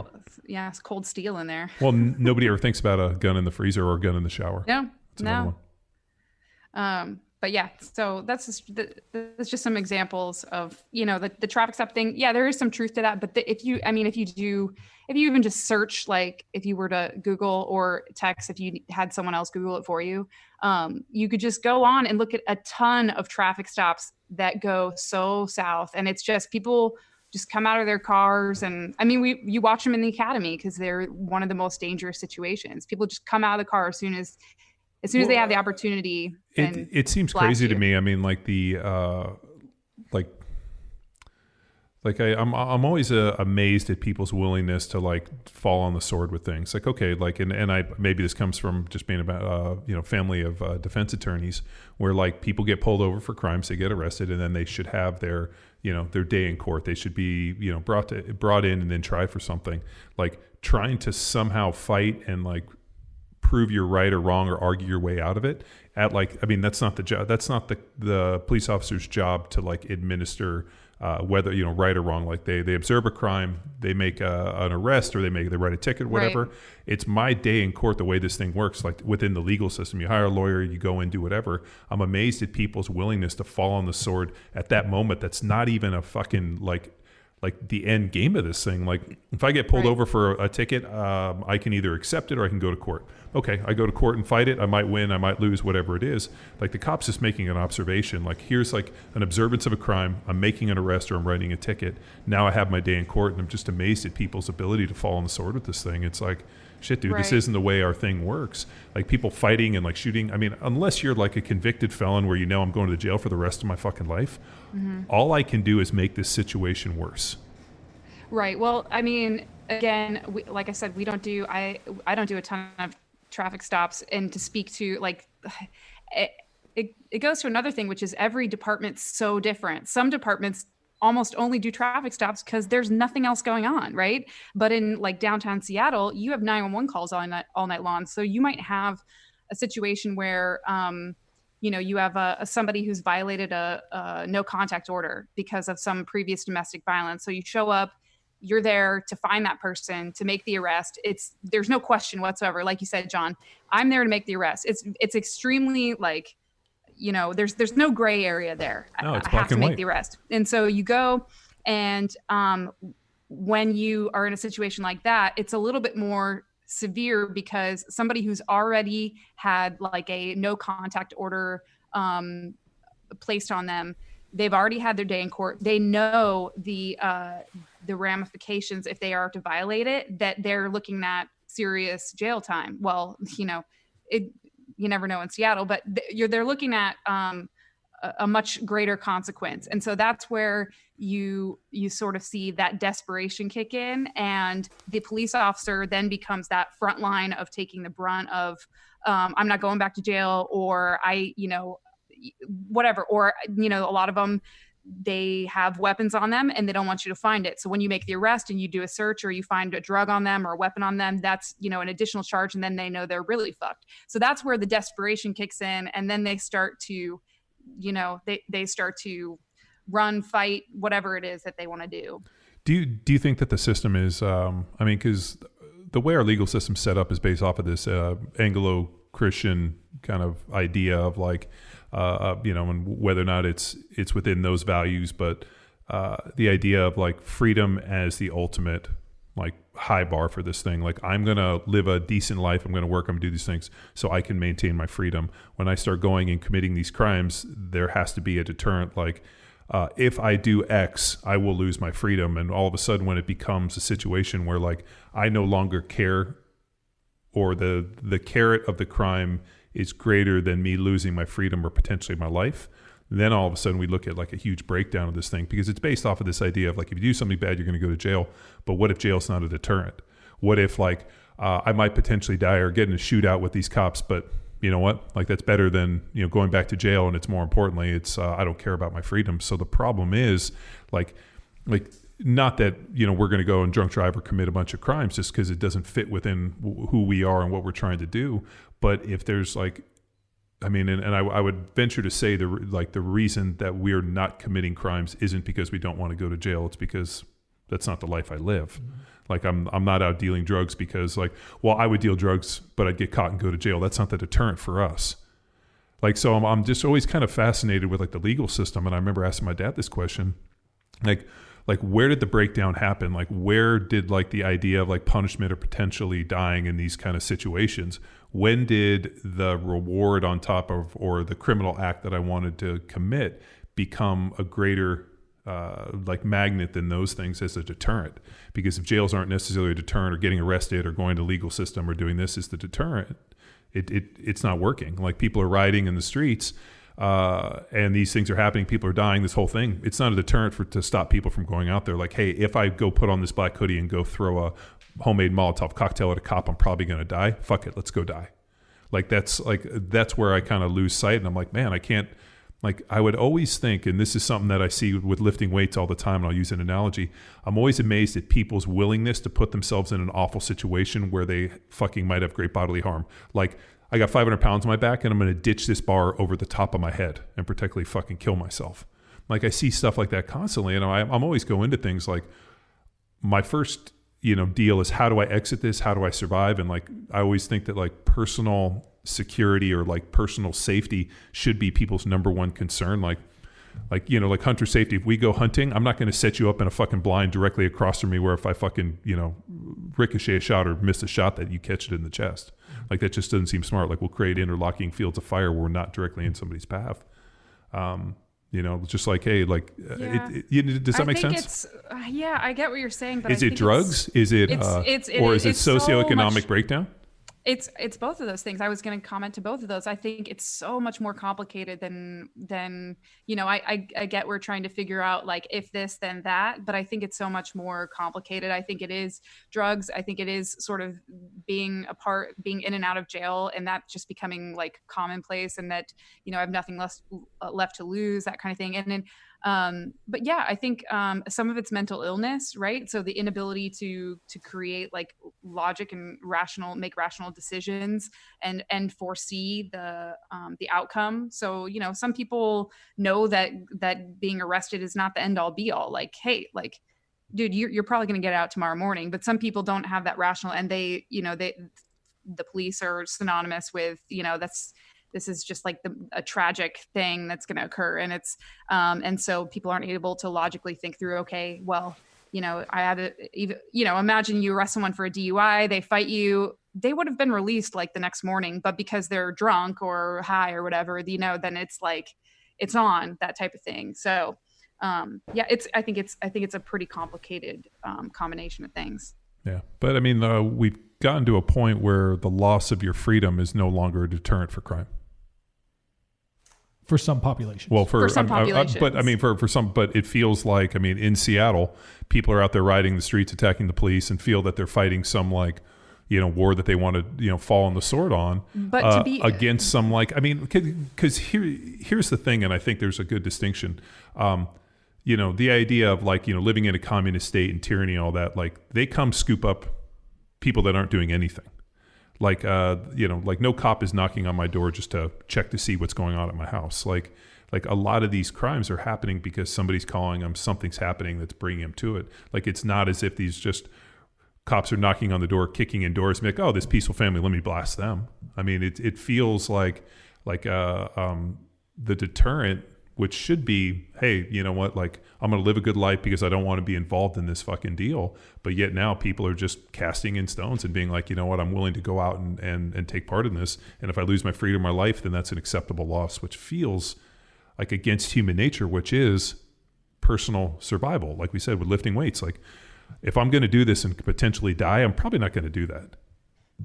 Well, I think in Seattle too. I mean, just the fact of the matter is, certain crimes just don't hold the accountability that they used to. So there, it's not even a fear. It's not a. It's there's just not a fear of things being enforced. So there's a lot of, a lot of drug use that's decriminalized, and now the kind of the big thing was when they were passing some of this new legislation. The city council wanted amnesty for the people that had been arrested for acts during the protests. So if you were arrested for certain things like vandalism or potentially some minor assaults, that kind of thing, they wanted that to be part of the criteria for the new legislation. It's all those protesters who were arrested would receive amnesty from the city, which I think is, if that doesn't send the message, it's abysmal. It's atrocious. Yeah. So that, again, that's just that adds a new that's a new flavor in there of what's the like the city council and the people that are the elected leaders in Seattle, like what's the end game solution on this? Like, do they think they should? That's a great question. Like they've seen that less police force doesn't work. Some of the I don't know, I don't know what the end game, and I think a lot of times maybe this, I know this definitely comes back from being a rhetoric major in college. Like big part of our deal was like, hey, if you're going to read or you're going to argue this side and you have to argue against somebody, you have to have some empathy to understand their position. So you have to be able to put your mind in the other person you're arguing against and then be able to argue their point. And if you can effectively argue their point, then you can bulletproof yours. So I think with a lot of this stuff, I hear it and I'm like, I can't even put my mind in them, or I can't even put myself in their mind to understand what their end game is. And Luke's heard me say this numerous times. I think what's happening is there's a major game on the board and we don't know all the pieces. And I'm like, what is the intended outcome? Like, what are you trying to get to? Show me at least a picture or an understanding of what you imagine the outcome of this will be in a positive light, because the all that you're doing is creating this escape from LA, escape from New York. We're going to have Snake Plissken come into Seattle any day now. You can't have an end game too without bringing all of the integral players to the table, right? So, making these decisions without the knowledge and the expertise of these people who are career law enforcement is totally discrediting their years of experience. And I think that not only is it just kind of on a human level, just disrespectful, anybody, but it's also extremely disheartening because it's very symbolic of what's going on there. It's just it's a very one-sided, short-sighted view of how to make change happen, and it's really difficult to think these people, that some of the people in leadership positions are really truly believing that this is going to be effective without bringing to the table the expertise of the police force, who have been, meeting the demands of the city for eons, right? So, and they're not willing to have conversations with the police department, which is why did your chief quit? Left. Yeah, she did, because one of their first acts of business too was, they refused to hold meetings with her. Only the mayor would hold meetings with her, and they came to this legislation, and one of the things that they did immediately was cut her salary tremendously. I don't know the exact number, but it was a very significant salary reduction. And so she was just like, you're not willing to talk with me. You want me to lay off 100 of my own officers, and you don't have a long-term plan. And it's just a scary environment to sort of be at the helm of that. And she just didn't want to be in the shoes of somebody who was being forced to lay off officers without appropriate reasoning behind it. And a question on the structure of the leadership on the police end was she an elected official? Like small county, we would, no. Yeah. Or is she she's internally promoted? Yeah, by the city council. So then and by the mayor. Person underneath now has to take on this big ass challenge, or are they going to hire externally? The deputy chief is considered the interim chief for now, and he, bless his heart, he's taken on it almost feels like an insurmountable position, but they're eventually what they'll do is try to hire a chief, but it's going to be so difficult to get a quality, very fair and balanced chief to come into Seattle. You could potentially, there are actually like potentially extremely left-wing chiefs that could apply for that position, if you can believe it. But that obviously would be another morale ding for all the officers if that were to occur. And what do you think what would have to happen to swing the pendulum back to like some like obviously Seattle is what you consider super liberal. What's pretty amazing is like I don't know if there's ever been a positive outcome when there's I guess there is. I mean, there was a few case studies where they reduced law enforcement and they put like some, social workers into different roles for some other things. But for the most part, like more cops in the street tends to have less crime. I mean, it's kind of a 1-to-1. I've never seen a situation where crime went down when they removed law enforcement.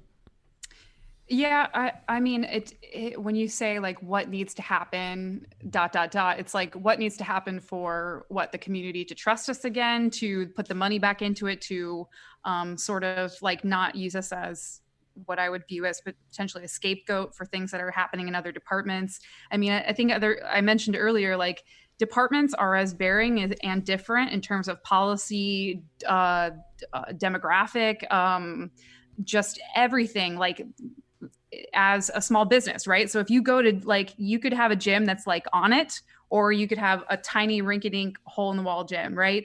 That's almost like police departments. They're their own entity. So to kind of group officers nationally into certain, stereotypes is just unfair. We have one of like the most robust accountability system dictated by when the Department of Justice came in to do what's called a consent decree with our city, and we passed with flying colors. So when I think about what needs to happen for the city to kind of rally behind officers at this point in time, it's not a positive thing. What I'm thinking needs to happen, what I think could potentially occur to get people to stand behind officers is, and again, this is not something that I want to happen, but if there were like some sort of mass shooting or some sort of major event where officers responded, did their job, and people finally, it was so publicized where you could see like, hey, obviously we are an entity that's needed. We're, even people who don't like us, hey, this is a very necessary part of a functioning society to respond to, people who commit heinous acts. If that's what we are viewed as, kind of the hammer in that way, I think that's how we're viewed anyway. So if something like that has to happen for us to be held, it's only a matter of time, right? Before something like that happens, then that might be what it takes. The problem is, unfortunately, is that people don't see that the vast majority of the 911 calls we take have nothing to do with anything like that. We are truly the most patient, like I've seen the most patient, kind, officers going well out of their way to handle terrible like situations, things that do not fall under our job description, if there is a job description. And, none of those things are being held as to none of those things are currently representative of what officers do, even though that's the vast majority of our job, picking people up off the ground who are covered in their own feces and taking them home.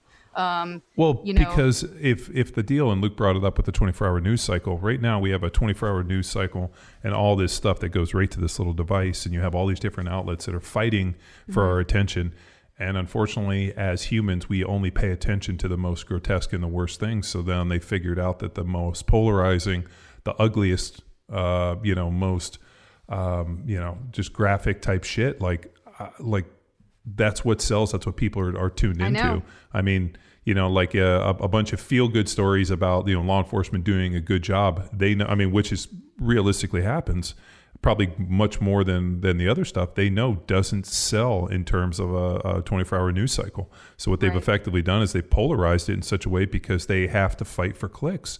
And us as humans, only want to see the fucking train wrecking, and we only want to see the worst. And so that becomes the new reality of that is the existence of police officers, and that is what we do, right? So it is, we're perceived, I think, as, this just sort of like boot wearing, like, gun toting, and that is so far from it, and it just is extremely disturbing, because one of the most and this is where it gets tough for me, is one of the most compassionate, patient, knowledgeable, incredible people I've ever known happens to be a Black guy that I work with, an officer, and he has over 10 years experience, and now he's leaving our department for another department because of everything that's going on.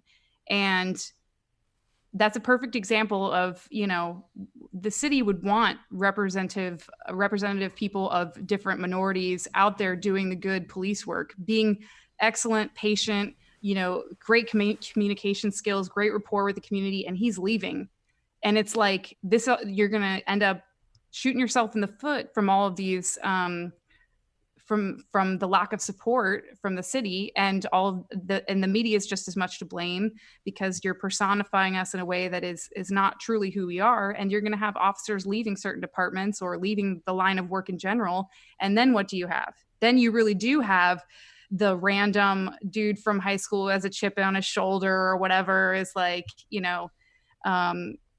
that is the minority, but you have all these great officers leaving, and that's just that's something that pulls at my heartstrings a little bit, because it's like, now I don't get to work with this guy, number one, and number two, our community has this huge void of somebody where they can look to him. I can't tell you the number of calls I've been on where they say, I'm not talking to you, but I'll talk to him, that kind of thing. And it's like, that's fine. I would just want you to talk. I don't care who you talk to. We just want to solve a problem. Right. And now you don't have someone who looks like them, who, they feel they can level with, that kind of thing. And so fuck, like, and he's a great dude, and I felt safe with him. And, I felt like he really knew how to do his job. And now it's like, now I just did a recommendation for him. So sad shit. I guess one thing that we never dipped into, Cali, maybe you can read us in on, is even in the short term, you had mentioned there's no real, you don't perceive there to be a long-term solution with a lot of the extreme mandates that are coming in from leadership. Like what's, whether or not it's rational, like what's the vision?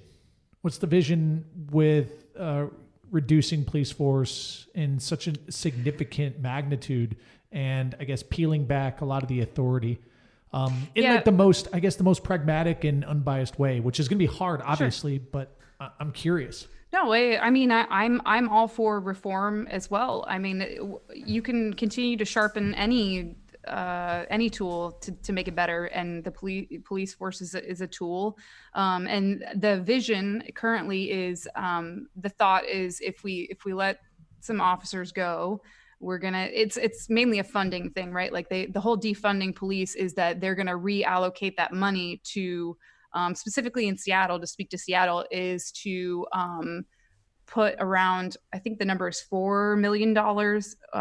It could be more than that at this point, towards housing the homeless, creating new buildings, and they call them, I think they call them houseless now. But it's essentially to put that money straight into the community.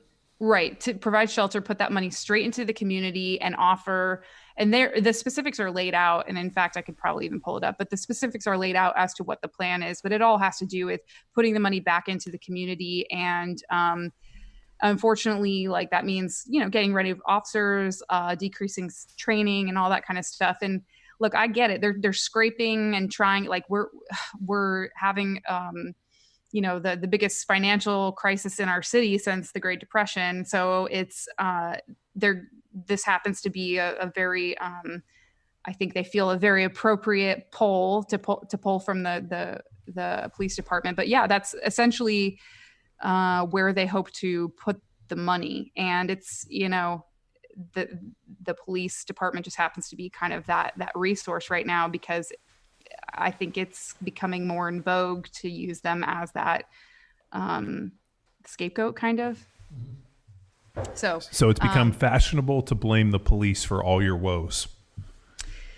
I mean, I think that there are police officers that are to blame for incidents that obviously have been well publicized and they have made poor decisions, and we should hold those people accountable, but not an entire profession. Well, that's we're the long and the short of it. We're also reaping what we've sowed in the past. So, I mean, like, as I was thinking back, like, you know, one of Ronald Reagan's biggest things was he defunded all of like the, like kind of like mental health kind of these institutes where they, you know, a lot of these people that were mentally ill and had problems would go, and went into this like idea that we're going to fund outpatient stuff so we don't have to house them. And the problem is they never showed up to the outpatient, and I don't even know if they ever funded it, but I know the Republicans had a big deal where they shut that down. You go back before that, you got Richard Nixon's, you know, war on drugs and, you know, the criminalization of drugs and making it these felony type of deals. So you have like those two things set in place. I would bet, and I mean, you could probably give me a more accurate number, how many of the people that you run into that are homeless or houseless, as they're calling them now, have some form of mental issue, either associated with, you know, schizophrenia or whatnot, but either whether it be drug induced or, you know, from some other reason? Oh, I mean, particularly working at night, those folks, let's just say they hold night hours. And yeah, I mean, it's a huge majority. I would say that whether it's drug or mental health induced, or, you know, I don't know if you guys are aware that like longstanding drug use. Oh yeah, leads to mental. It provokes things like schizophrenia and stuff. So it can be the catalyst for a lot of mental health issues that then become, you know, persistent, even if the person were to get clean. Especially, right? So, especially drug use in like in adolescence, and also like that. Like I remember, my brother has a case that was just on Dateline. It was a professional baseball player killed his the dad, the granddad, or the uncle, and like a guy in Orange County with a baseball bat. And the guy had all this, you know, he's had all this mental illness, and they attributed it to, the psychiatrist came in and said that, you know, drugs, like heavy drug use at like the formidable age, you know, somewhere between like 12 and 16, 18 years old, while your brain is still forming, can result in people that have a pre-existing condition underneath. Right. A dormant kind of condition. Right. Yeah, it becomes So yeah, definitely. And so I would say the vast majority. So, I mean, somewhere probably around 80%, I would say, are these are either drug-induced crimes, mental health issues, or combination. And then you just have sort of like your 20% of what I would consider, you know, these opportunists. Sort of like, opportunity, or just like rapidly developing like fights between spouses, or just the random other. There's obviously a ton of different crimes that occur that don't really fall into those categories, but yeah, it's the vast majority. And you know, for me, it has been incredible to witness like human behavior on that level. And it's been fascinating because I didn't know that kind of thing existed. And I didn't know that people can act demonic, or they can, you know, cause self-harm without feeling it. Like, people can do some of the most insane things that I've ever seen. And so it has been interesting to see that, and very eye-opening, but I don't think none of that stuff is widely publicized. I should probably write a book, but none of that stuff is known to the general public, partly because, you know, a lot of what I experience is at night after a day-long drug use type thing. And so it sort of reaches this zenith in the evening. And then it's just for some strange reason, like, how could someone not want to know that all this crazy shit's going on? It's fascinating. It's part of the moon. So people, you know, like I remember, you know, my parents always tell me nothing good happens after midnight. And I'm like, no, everything good happens after midnight. Yeah, but like that, I mean, it's like, interesting. Like I've always asked my brother, and I didn't ask my dad this, but I asked Eddie. I'm like, what like of these crimes that happen, how many of them happen in the daylight? And he's like, only after like some form of weird binge, like early morning kind of daylight type of stuff. But he's like, it's rare to have a crime like that in the middle of the afternoon.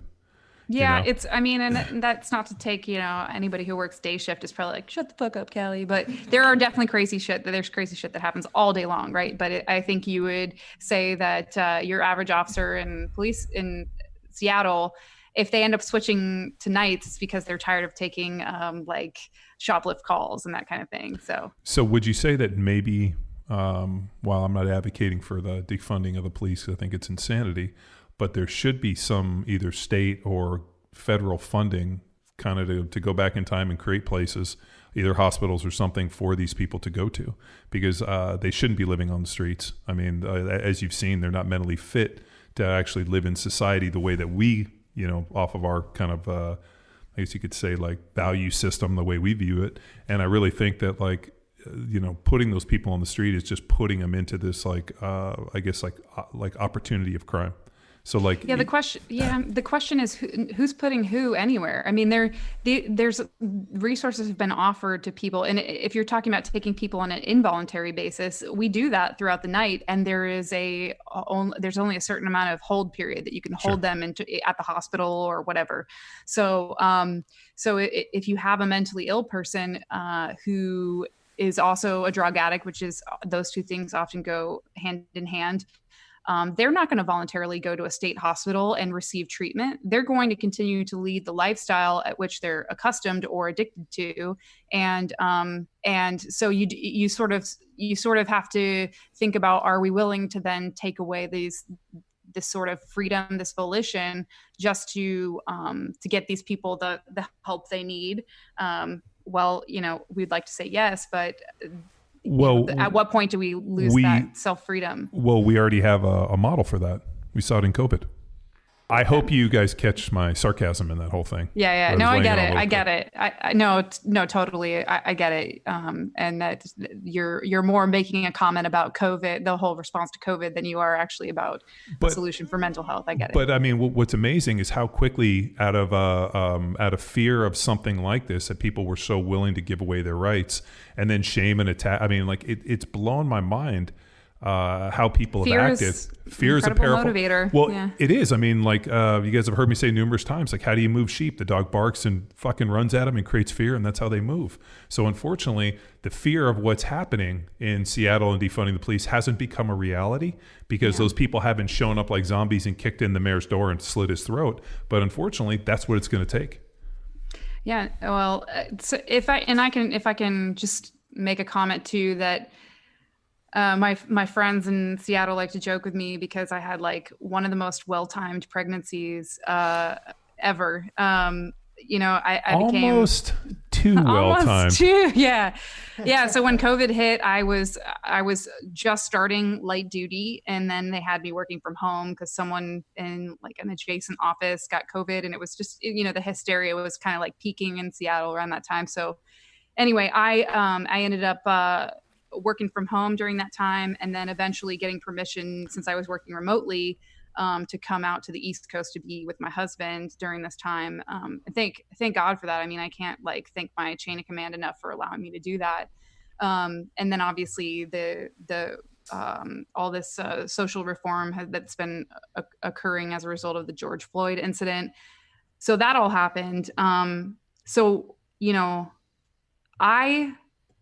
I just can't say enough good things about the people that are actually on the front line, the officers that are actually there doing the work day in and day out. I won't say specifically, like, the people that I've talked to, but I have done my best to reach out to them, but they deserve much more credit than I could possibly give them. I mean, these officers mentally, physically, emotionally are completely drained.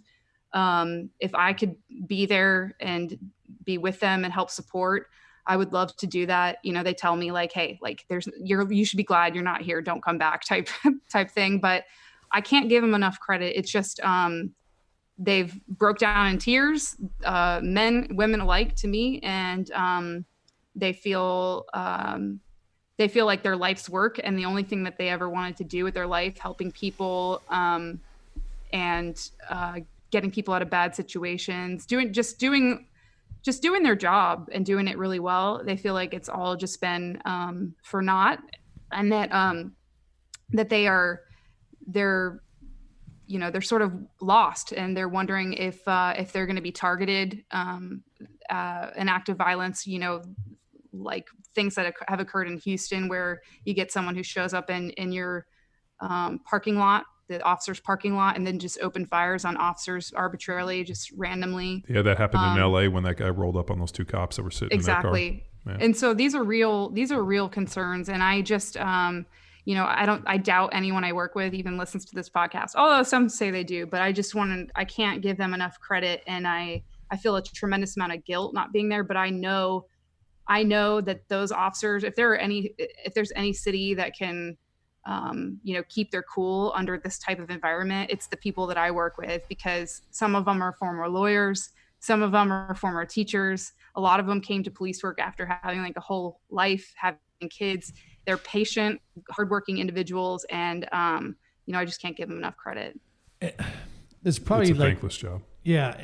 I don't know this. I don't mean this to sound derogatory, Cali, but like sincerely curious, like why not fucking smoke bomb and get out? Like, yeah, get out. I understand the pride and the connection to the gig, but like, I also feel that Kevin Costner, Untouchables, you 100% have obligation to the job, to the team members, and to the city, because that's what the oath you took, right? But then like, there is this just escalating risk with this madness and mob mentality that's just polluting everybody's minds. Right. Like, you're putting your family in risk, right? So like, totally. get out of there. You're forgetting the most important Kevin Costner part in The Untouchables, when he's like, he brings a knife, you bring a gun. He brings a gun, you know, like the bat. And he's like, that's the Chicago way. Yeah, and like that kind of like the escalation of force. They have no ability to escalate force. Right. Like these dudes are fucking throwing Molotov cocktails and bricks at these dudes, and they're just standing there, like trying to like block dudes with their bicycles. And I'm like, really? You guys are doing crowd control with bicycles because they won't give you fucking batons and shields? And I guess I'm not naive enough. Unbelievable. I'm not naive enough to believe that all protesters are bad, all cops are good, that all this thing is in this like clear, compartmentalized, good, bad deal. There's a lot of shades of gray. Innocent people get lumped in with this stuff. Guilty people get perceived as innocent. Like, it all is very, very cloudy. It's dynamic. At the same time, like, if... I guess maybe because then what do you do, right? Like, I know it's not a simple decision, but that has to be something that would be festering for some of these folks. And the thing is, these sort of social changes, and the feeling of the community's relationship with police officers, that tends to undulate over time, and it goes through highs and lows. But this is by far, according to everybody who's been on the department a really, really long time, this is by far like an extremely ultimate low. I mean, I check my email every day, and there's orders that come out virtually every day that are like significant incident reports and significant like orders to hold shifts over, to bring in more officers to respond to riots and things like that. It's like almost daily. It's insane. And so a lot of these officers are getting to their breaking point, and quite frankly, a lot of them are leaving. A lot of the people, I just caught up with a friend recently, and he told me of like 3 or 4 officers that, again, worked just on my watch, on my shift, who have since left and have been gone now for almost a month, and that kind of thing. So a lot of them are leaving departments, but they're exploring their options as best as possible. But a lot of them have to stay in police work because their only prior work experience is like military or that kind of thing. And so they feel a little bit confined in terms of what they can do. But absolutely. I mean, you look at someone like Lexi, who you guys know well, who's my partner, and she's a bike officer, and she's worked with a special, like some interesting task forces recently and that kind of thing. I don't know where her will to stay necessarily comes from, because I know personally what she's had to deal with day in and day out, and I know the toll that it's taken on her, and I think that she's an extremely tough individual, and I think what she's thinking is kind of what I'm thinking in a lot of ways. Granted, I haven't been there to experience this, but I have been the recipient of a lot of I've gone to a lot of protests and had to deal with a lot of crowd control type stuff that's similar. But the game you play in your head is you try to think of the selfish reasons why you would stay, the amount of work and effort you've put into creating a reputation for yourself, the friends that you've made, the training that you've received that is applicable to SPD. And so you try to think, okay, well, how can I soak up as much as possible in this environment until there's nothing else I can wring out of this wash rag, right? And so I think for someone like Lexi, for instance, she's just kind of like, I haven't wrung out the wash rag all the way. She's still able to attend like specialty trainings and that kind of thing. So she's like, you know what, if I can keep gaining experience right now, I can still kind of tolerate. But that we all know everybody has their breaking point. So yeah, and I guess as I was kind of thinking about it, I was imagining like an organized cohort, like a kind of a mass exodus, not like one at a time. People like ringing the bell, because that's kind of what it would. I imagine it would feel like is like that's at illegal. Buds having to like be the one, but if everyone's just like send out a back channel email, don't CC the boss and be like, hey, we're not going in today. I'm too tired. Yeah. Well, I mean, depending on how that was enacted, that's right, illegal and with our union. So, I mean, it's just, yeah. I mean, what you're seeing is a very informal, disorganized version of exactly that, though. You're having a lot of people leave the department. And my buddy, who I spoke of earlier, who just happens to be a black guy and a great officer, he's just one of many minority officers that are leaving. And like, it's just, you sort of scratch your head and think like, this is totally backfiring, this whole situation. Well, I mean, the fact that the chief was a black woman, right. I mean, in terms of like what Seattle's looking for, I mean, right. Female minority really fits the bill. And the fact that they were raking her over the coals and not allowing her to do her job, like who's looking at that and being like, I'm not a black woman. I'm probably not going to take that job. Or more importantly, I'm probably not, I mean, like, I don't know who they're necessarily looking for a replacement, but eventually what'll happen is it'll be death of 1,000 paper cuts where just enough people don't show up that they can't organize their job anymore. And then what? Then you know what they should do? They should badge up all the city council people and send them out. They should. I mean, the problem is they're making decisions based off of this ideological ivory tower. And I think you can't do that. Like the mayor and these people, I'm like, great, you're fucking badged up. I'll see you out there. Here's Patrol 7. Yeah. You're ready to go. No, and to my knowledge, not one, and this is something I used to bring up in roll call a lot, not one of those city council members has ever done a ride along. They have no idea what police responds to in terms of like a normal shift, and they don't know. I mean, the shelters that we respond to and the homeless encampments and that kind of thing. I don't know if they're aware of how the money is being allocated and just what the resources are doing. And I'm not saying one or the other. I'm not in a position to make those decisions. I don't have their expertise either, but the least they could do is do a ride along to see, to gain that knowledge to make a informed decision.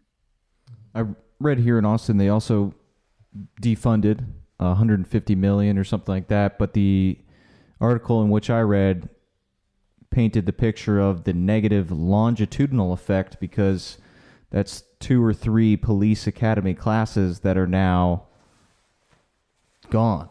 So those guys are not going to get new recruits. And then the people that would train them are either piecing out or retiring. And you're going to see 2 or 3 years down the line this impact longitudinally. Yeah, you have these unintended consequences. The officers that are leaving the department right now are the ones with probably 5 years or fewer on, and that makes a lot of sense because you don't have as much wrapped up in retirement and that kind of thing.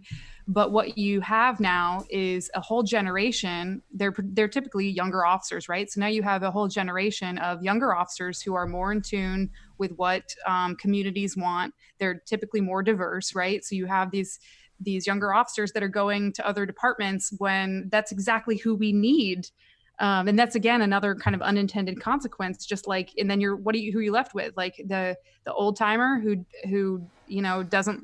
doesn't particularly like to take 911 calls anyways. And so, yeah, Tex, you're absolutely right. It goes down all the way down to the academy level of people. You don't need those resources as much. So you have those folks, looking for other work and that kind of thing. And pal that's detective, man, he's been a police officer since 2008, but now a detective, And he said they cut 2 guys, and they're not bringing in a new greenhorn. And they had a systematic approach to bring in one new guy for their team of 12, that these old timers could help bring them up to speed and what to look for, how to interview, how to interact, mentor. And so they shrunk their team, and now no new guys are coming in. And so his big fears are long-term as well, because now cases are going to pile up, not get solved, and then more and more crimes will happen because you won't get caught. Dude, this is like the pendulum swing, right? It's swinging this way. And the problem is that it's going to take something catastrophic to swing it back the other way. And unfortunately, I mean, that's a scary time. Maybe, I don't know, silver lining, wishful thinking, but maybe there is innovation that stems from this void. I don't like. You thinking like our taser guy? Kinda. Like, I can't help but think back to that. Now, I know this is like not a less than lethal problem. This is like a societal fabric.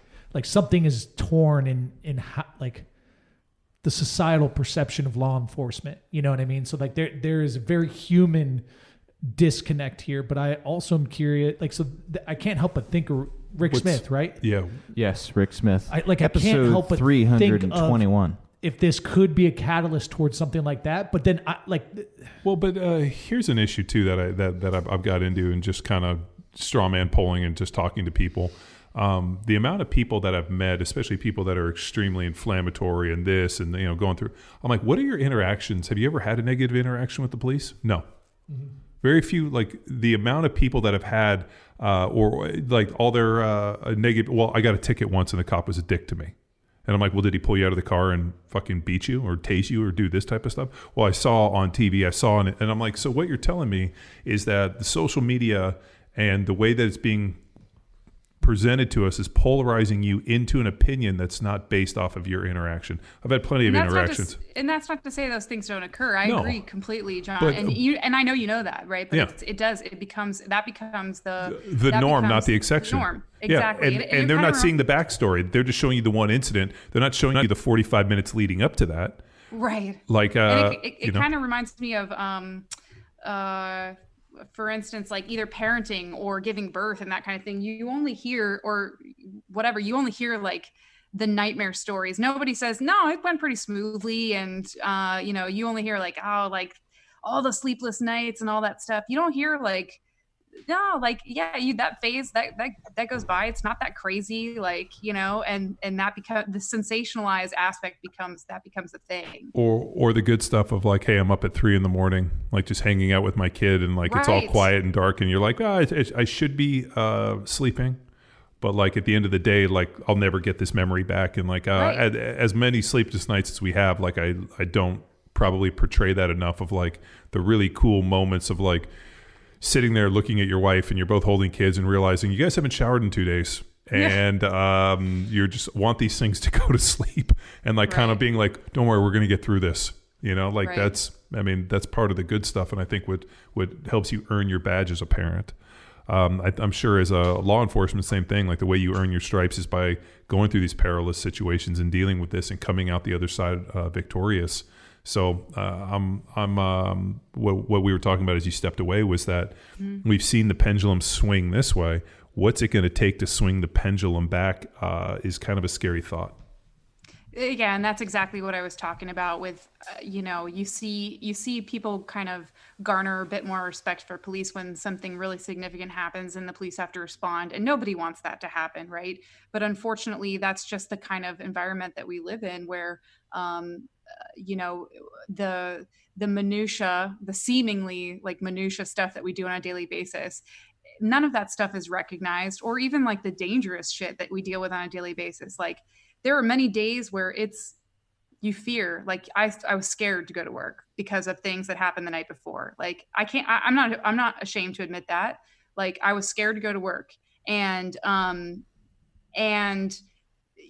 kind of thing, like that's not something that is talked about or commonplace and respected. And I'm not asking for anyone to like give us any undue respect or anything, but I think it at least should be talked about, in that there's a tremendous amount of sacrifice, mental, sacrifice, emotional sacrifice that these people are doing currently, especially with the times that we have right now. And that should be something that's honored and respected. And otherwise, like one of the last Instagram posts that I made before I got off Instagram was just, you got a fucking issue with the police. We are taking applications. And I mean that in a very true and real way. Like, there's a lot of unemployed people out there. If you don't have an extensive criminal background and you want to see reform, then get out, do a ride along, see if it's for you, and start putting your money where your mouth is and experience it and bring something to the table, because everyone comes from a history of experiences where they can level with someone like no one else. Right. And I just think that it's much easier to sit back and sort of just comment along the way and criticize than it is to actually experience it, make decisions under stress, and do it every single day, multiple times a day. The man in the arena. Yeah. Exactly. The man in the arena. It's easy. I mean, we got it up there on the wall. It's not the critic who counts, not the man who points out how the strong man stumbled or where the doer of deeds could have done them better. Yeah. It's funny that you mentioned that. I before Tom left to go to OCS, like a year ago, basically now, I wrote the man in the arena, the whole speech on a piece of paper, a waterproof piece of paper, and I folded it up and put it in his envelope, and he ended up finding it later. And I was going through his wallet the other day to look for something, and he still had it there. And he still had a business card from, I don't know why I'm telling you this, but like a business card from one of the places we had like our first dates. So he's had that for like years. That old softy. I know. He's such a great guy. Yeah. Oh, Tom. I know. We're gonna talk about something. We're going to talk about something positive now. Thank God for Tom. You know what? Tom, chivalry is not dead, John. No, and you know what? It just took Cali to mature and to understand. Yeah. That chivalry's not dead, and there's good dudes in the world. I did. I had to go through some stuff. I had to see some shit. With some people who've done some stuff. I've done some stuff with some people that have seen some shit. Like, is that how that went? Speaking of Andy Stumpf, we the wellness unit that I was working with in my light duty, we just got him to be a speaker to come out and speak to SPD. They're putting together, since I'm not working for him right now, but they're putting together a speaking event for the frontline officers and then like frontline supervisors and some of the chain of command. So he's going to come out and talk about some leadership stuff and hopefully improve a little bit of morale, which I think is super cool. So we're looking for more speakers, I'm speaking at Flexi next month. What's Flexi? Federal Law Enforcement Training Center out in Odom, Georgia.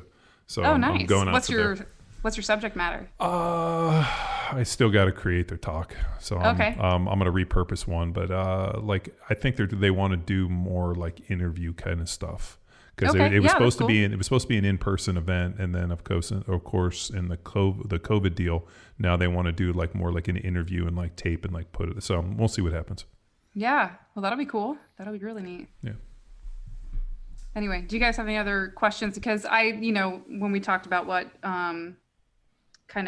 topics we wanted to go over, I thought like what a great opportunity though to speak more about like law enforcement. And I think one of the things that I wanted to relay is just that, like you said, I think you said earlier, John, like we're just humans, and like I don't think most people know too that like you deal with cops in civilian clothes all the time who are not working. They're like they're wearing 5'11" tactical pants and button-down shirts. Some of them are.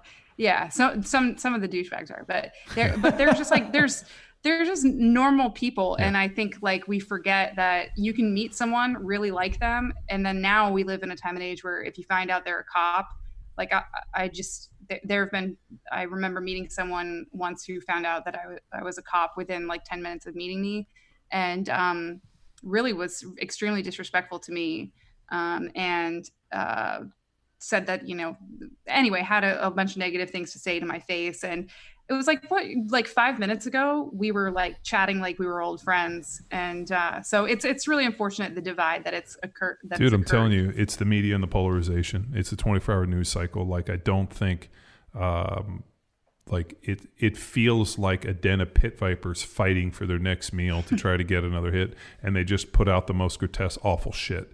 And I think it's done by design. This thing isn't an accident, and it's a function. I don't disagree, but it's got to be something different, right? Because we are subject to the same narrative. The four of us right here are subject to the same narrative, and we don't carry that same sort of like visceral response to someone being a police officer. So like there's something more to it, man. Well, certainly. I mean, I don't think we can't take away the fact that like many minorities, depending on what city you're in and you're the cop that you're dealing with, have had, like a lifetime of animosity. Some extremely poor treatment, unjust treatment, and that kind of thing. And so I'm all for reform. I just, I think that we can't completely villainize an entire the amount of good that officers are doing. Whether people want to believe it or not, I can speak from someone who I have more allegiance to Power Athlete than I do SPD, truly. And I can tell you that. Thank you. There are people doing a tremendous amount of good work, and it's far more than the bad. Yeah, and it's it's terrible that people, so that's where it is. It's like that individual you were talking to, Cali, right? Like it's such a narrow focus. Like what is the root of choosing to have such narrow focus on a subject or series of subjects and avoiding possibilities that go against that lens? Like, I don't know. Like how can you not think broadly enough to realize that just because you have a bad cheeseburger at McDonald's doesn't mean all cheeseburger joints are bad. You know what I mean? Like it's all different. It's all different.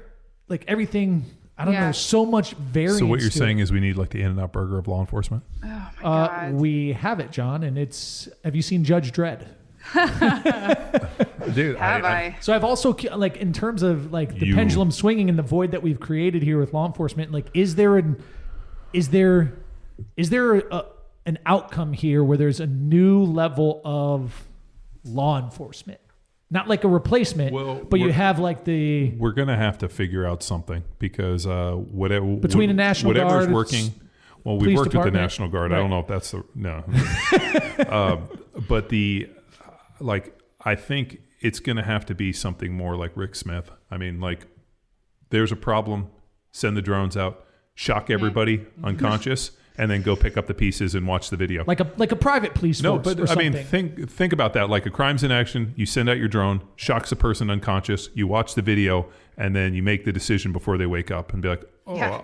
I woke up. Where am I?" Well, you got the drone shocked you, and now you're in a padded cell or you're here. I mean, maybe it's something as simple as being like, "We're just going to shock everybody unconscious."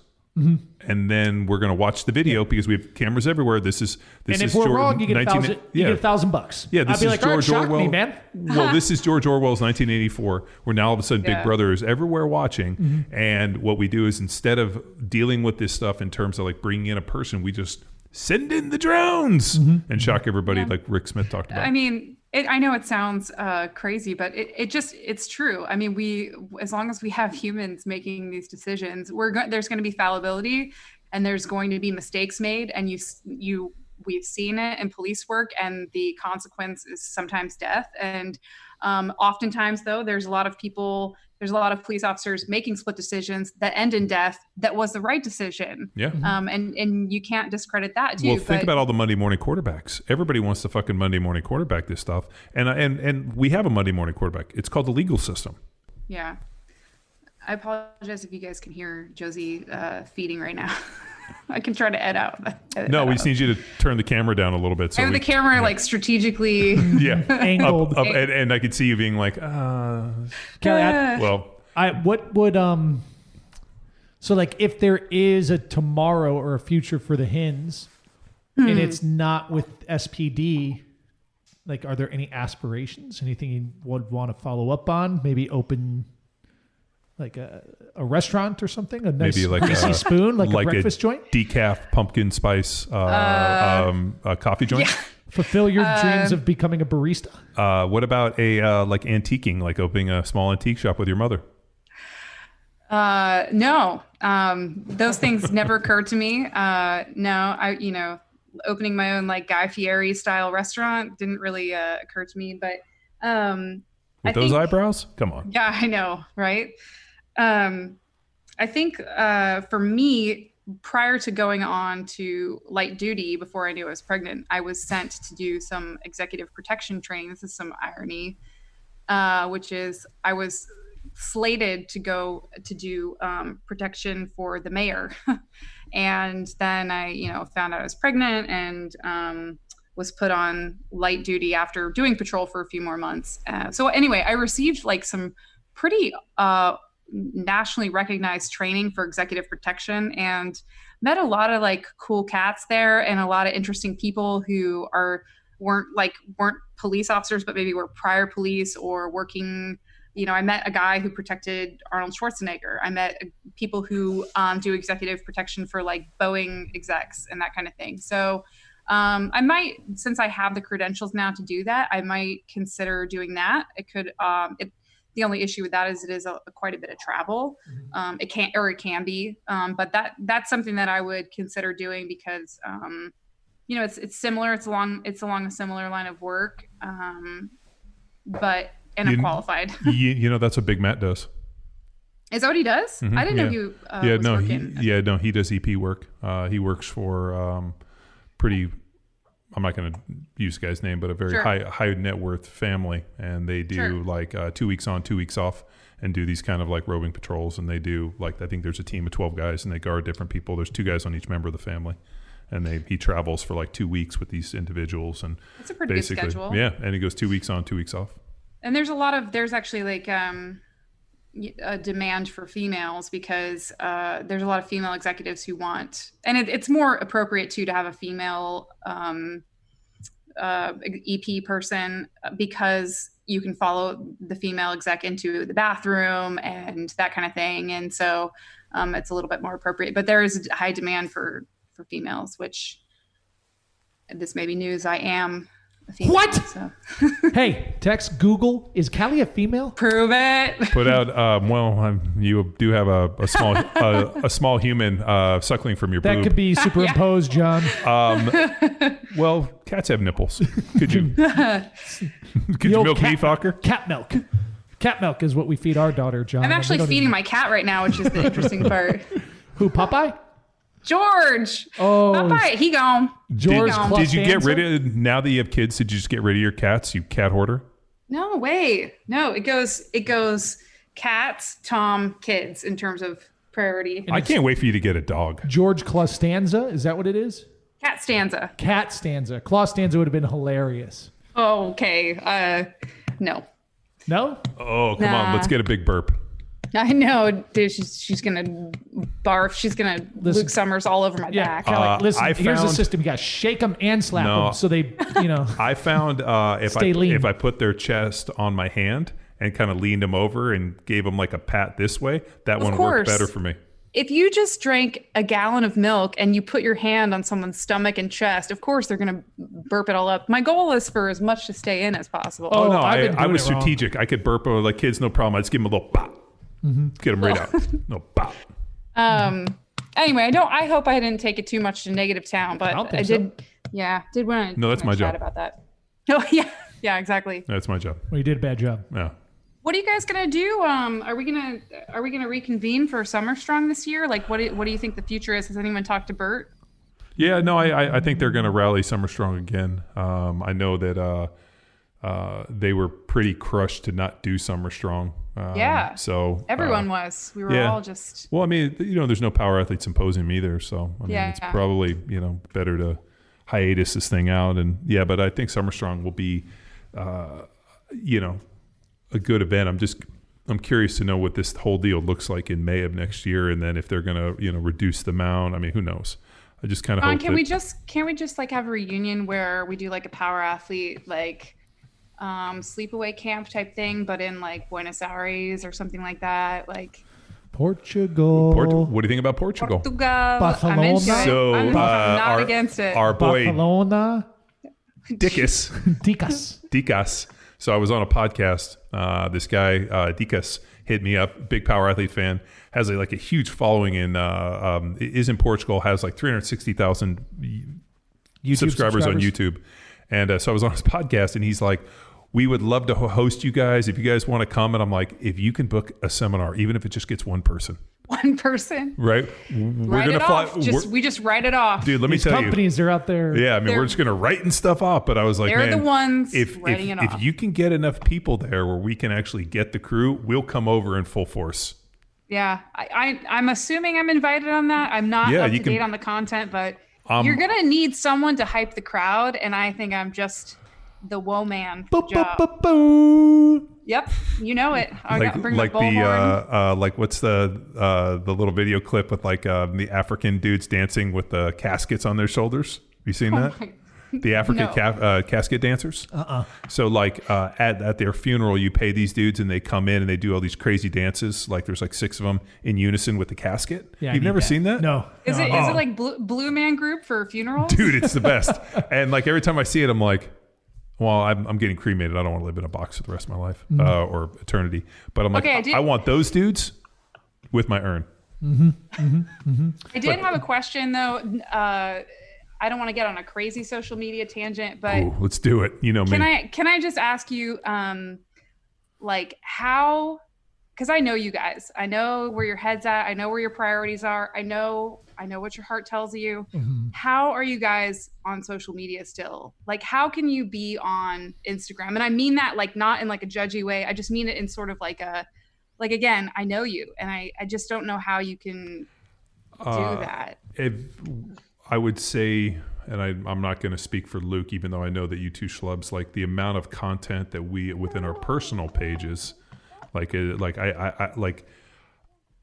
only time I know it's necessary for y'all. I know it is necessary. Yeah, I mean, power athlete, but it's funny. People are like, oh, how come you're not posting more? When I do, it's just random. I don't know, either meat or trucks or something. I'm like, I just I want to get back to a point where social media was just really cool cat memes and fun stuff like that, where I get to laugh. Like seeing that dude skateboarding. I don't know if you thought it was as funny as I did. Not at all. No. So there's a dude skateboarding. I mean, it's not bad, but you really hyped it up, man. I thought I was coming in for something that was going to blow my socks off like wrecking ball. I thought he would sing it. He was singing it personally. Yeah. That's what I thought too. Not lip sync. Tell me. So there's a deal. This guy, it's like a dog face. I think it's 218 or 208.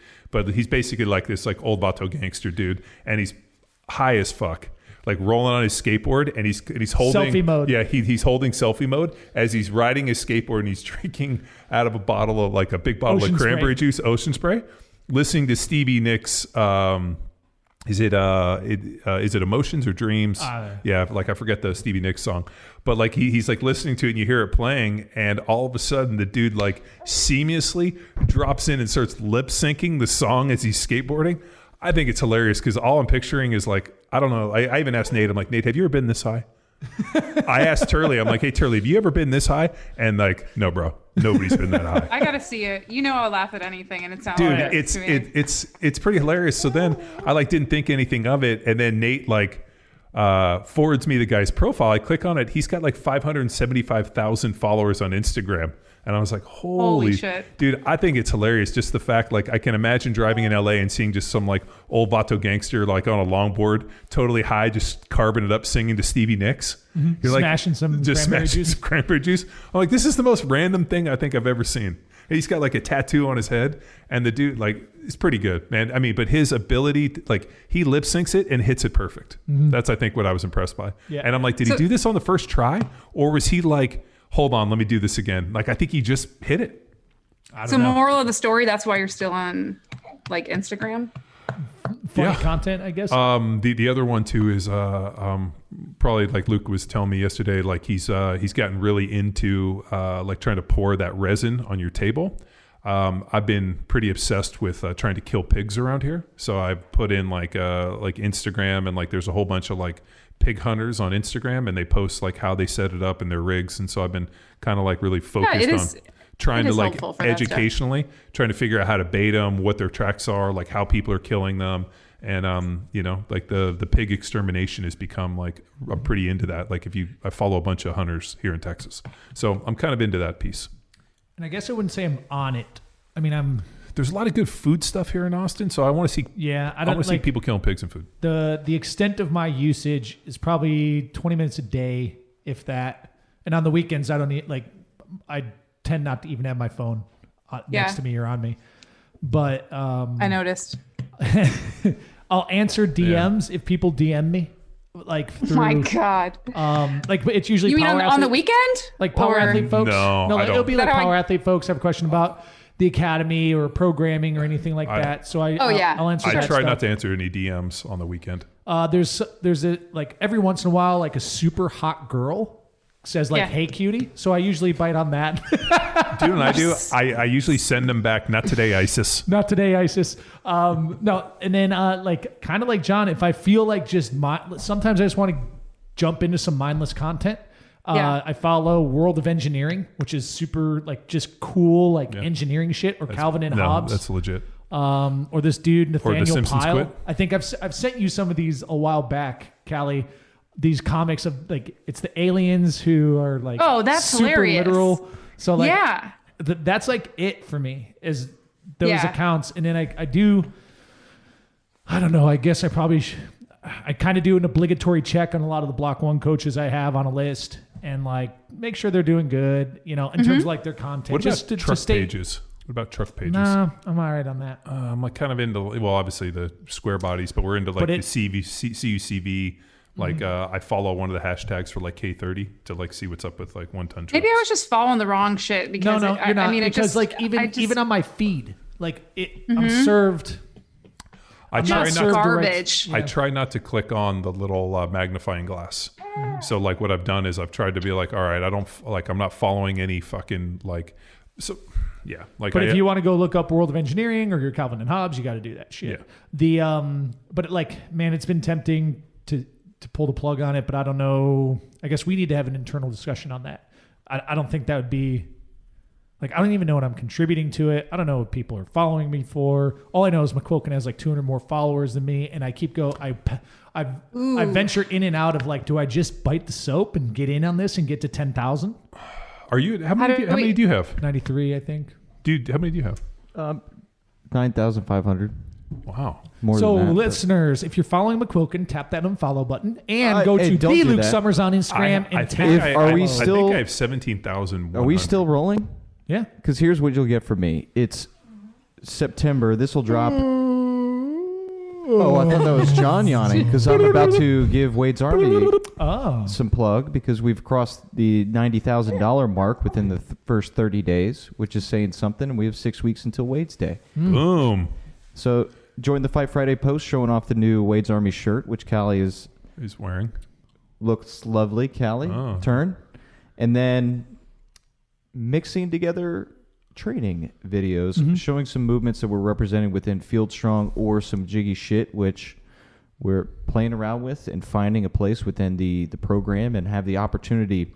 Because one of the fallacies of social media that I find within the training space, avoiding all politics or nonsense like that, is the coaches showing like a cool movement, or I'm doing this twist bend, or just this piece. Yeah, that's actually good.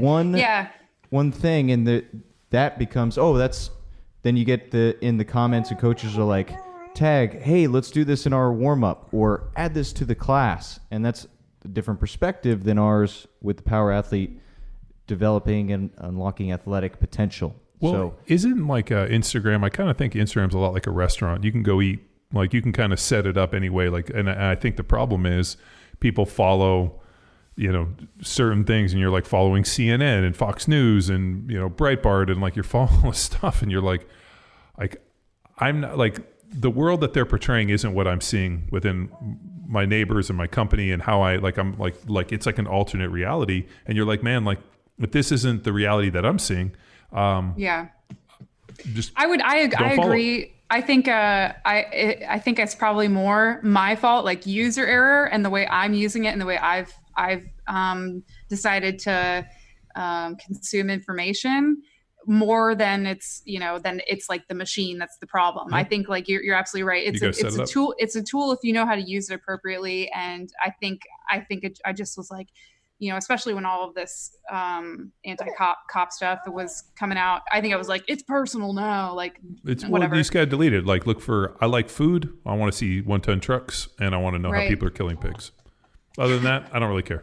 Well, and power athlete and lifting weights. I'm going to say when I go on our power athlete account, I know we follow a shit ton of different pages, and there is an inordinate number of women with giant rear ends that we follow. Sorry. Which, I'm a married man. So I know unfortunately, I don't even have access to Power Athlete HQ. I think it's hilarious. I'm like, I don't Whenever even. John gets the password, we hop in and change it. Like, that's why I changed. Yeah, no, I don't even have access to Power Athlete. There's nothing square body about these broads. I'll tell you. All I know was Harry set up his algorithm on Johnny Wad, and I'll click on that, and the people that are following on Johnny, I'm like, oh my god, like I'm not. I don't even need to. I didn't even know these people existed. Yeah. Yeah. Oh, yeah. Oh, man. Harry, remember when he went through the phase where all he wanted to do is repost women of like wearing full sleeve tattoos, wearing our gear, like that was his jam. That was, that sex sells. That was Harry's approach. That's right. He ain't wrong. And sweet tats, like tribal armbands, right? Is that what you're talking about? No, I'm not. Oh, well, maybe we just miscommunicated. I don't know if anybody's gotten a tribal armband since the 90s. Want to bet? I'll go get another one. Just to win that you don't bet. have any tattoos, What year did you? Yeah, we can't tell he's too hairy. We're the only wholesome people. When did you get that tattoo? 2000. In 17? 18? 2000. Okay. In the year You were 2000. probably the last person to get a tribal arm tattoo. Could be. Yeah. Oh, yeah. I'll be the last one surviving with it, and then I'll be a relic. They'll be like, we found this one corpse that's got this really interesting tattoo. It doesn't connect though, so it must be something weird. Mm-hmm. His arms must have been huge. What? No good, Tex? Yeah, my arm grew. No, they grew after you got the tat. That's why it's not Doesn't connected. make sense, man. Well, Tex actually has a bunch of tats. We just can't see him with the body hair. So I know there's a butterfly on the small of his back. Oh, yeah. But he's super shy. We only see it in the shower. But we all got that tattoo when we were working at CrossFit DuPont. So. Yeah, it's like the Olympic rings, but like a unicorn. It's a unicorn. A unicorn with the horn down towards your butt crack. Right. Exactly. It was inverted. Get it? Inside the butt crack. It was inserted. Well, you got to follow Matthew Modine on Instagram. Are like the newest member of our Power Athlete family. What is funny on Power Athlete Radio iTunes page, it has like all of our hosts' name with no picture, and then featured guests. It's got Matthew Modine's. Nice. So, not yet, anyways. Our past guests have not been famous enough to like iTunes to pick up and put them on there. But we as hosts are there because we're listed as hosts, Luke and I. Nice. And then I'm not. No, me. Friend of the podcast. Friend of the podcast, Modine. So if, say, in 1 year, people go to Power Athlete iTunes Radio to leave us a rating or review of 5 stars and smash that subscribe button. If you haven't already. They'll only see Luke, Tex, and Modine. Hopefully we get some more popular guests until then, but... Voice of an angel. So, Cali, you coming back? Oh, she's gone. Yeah.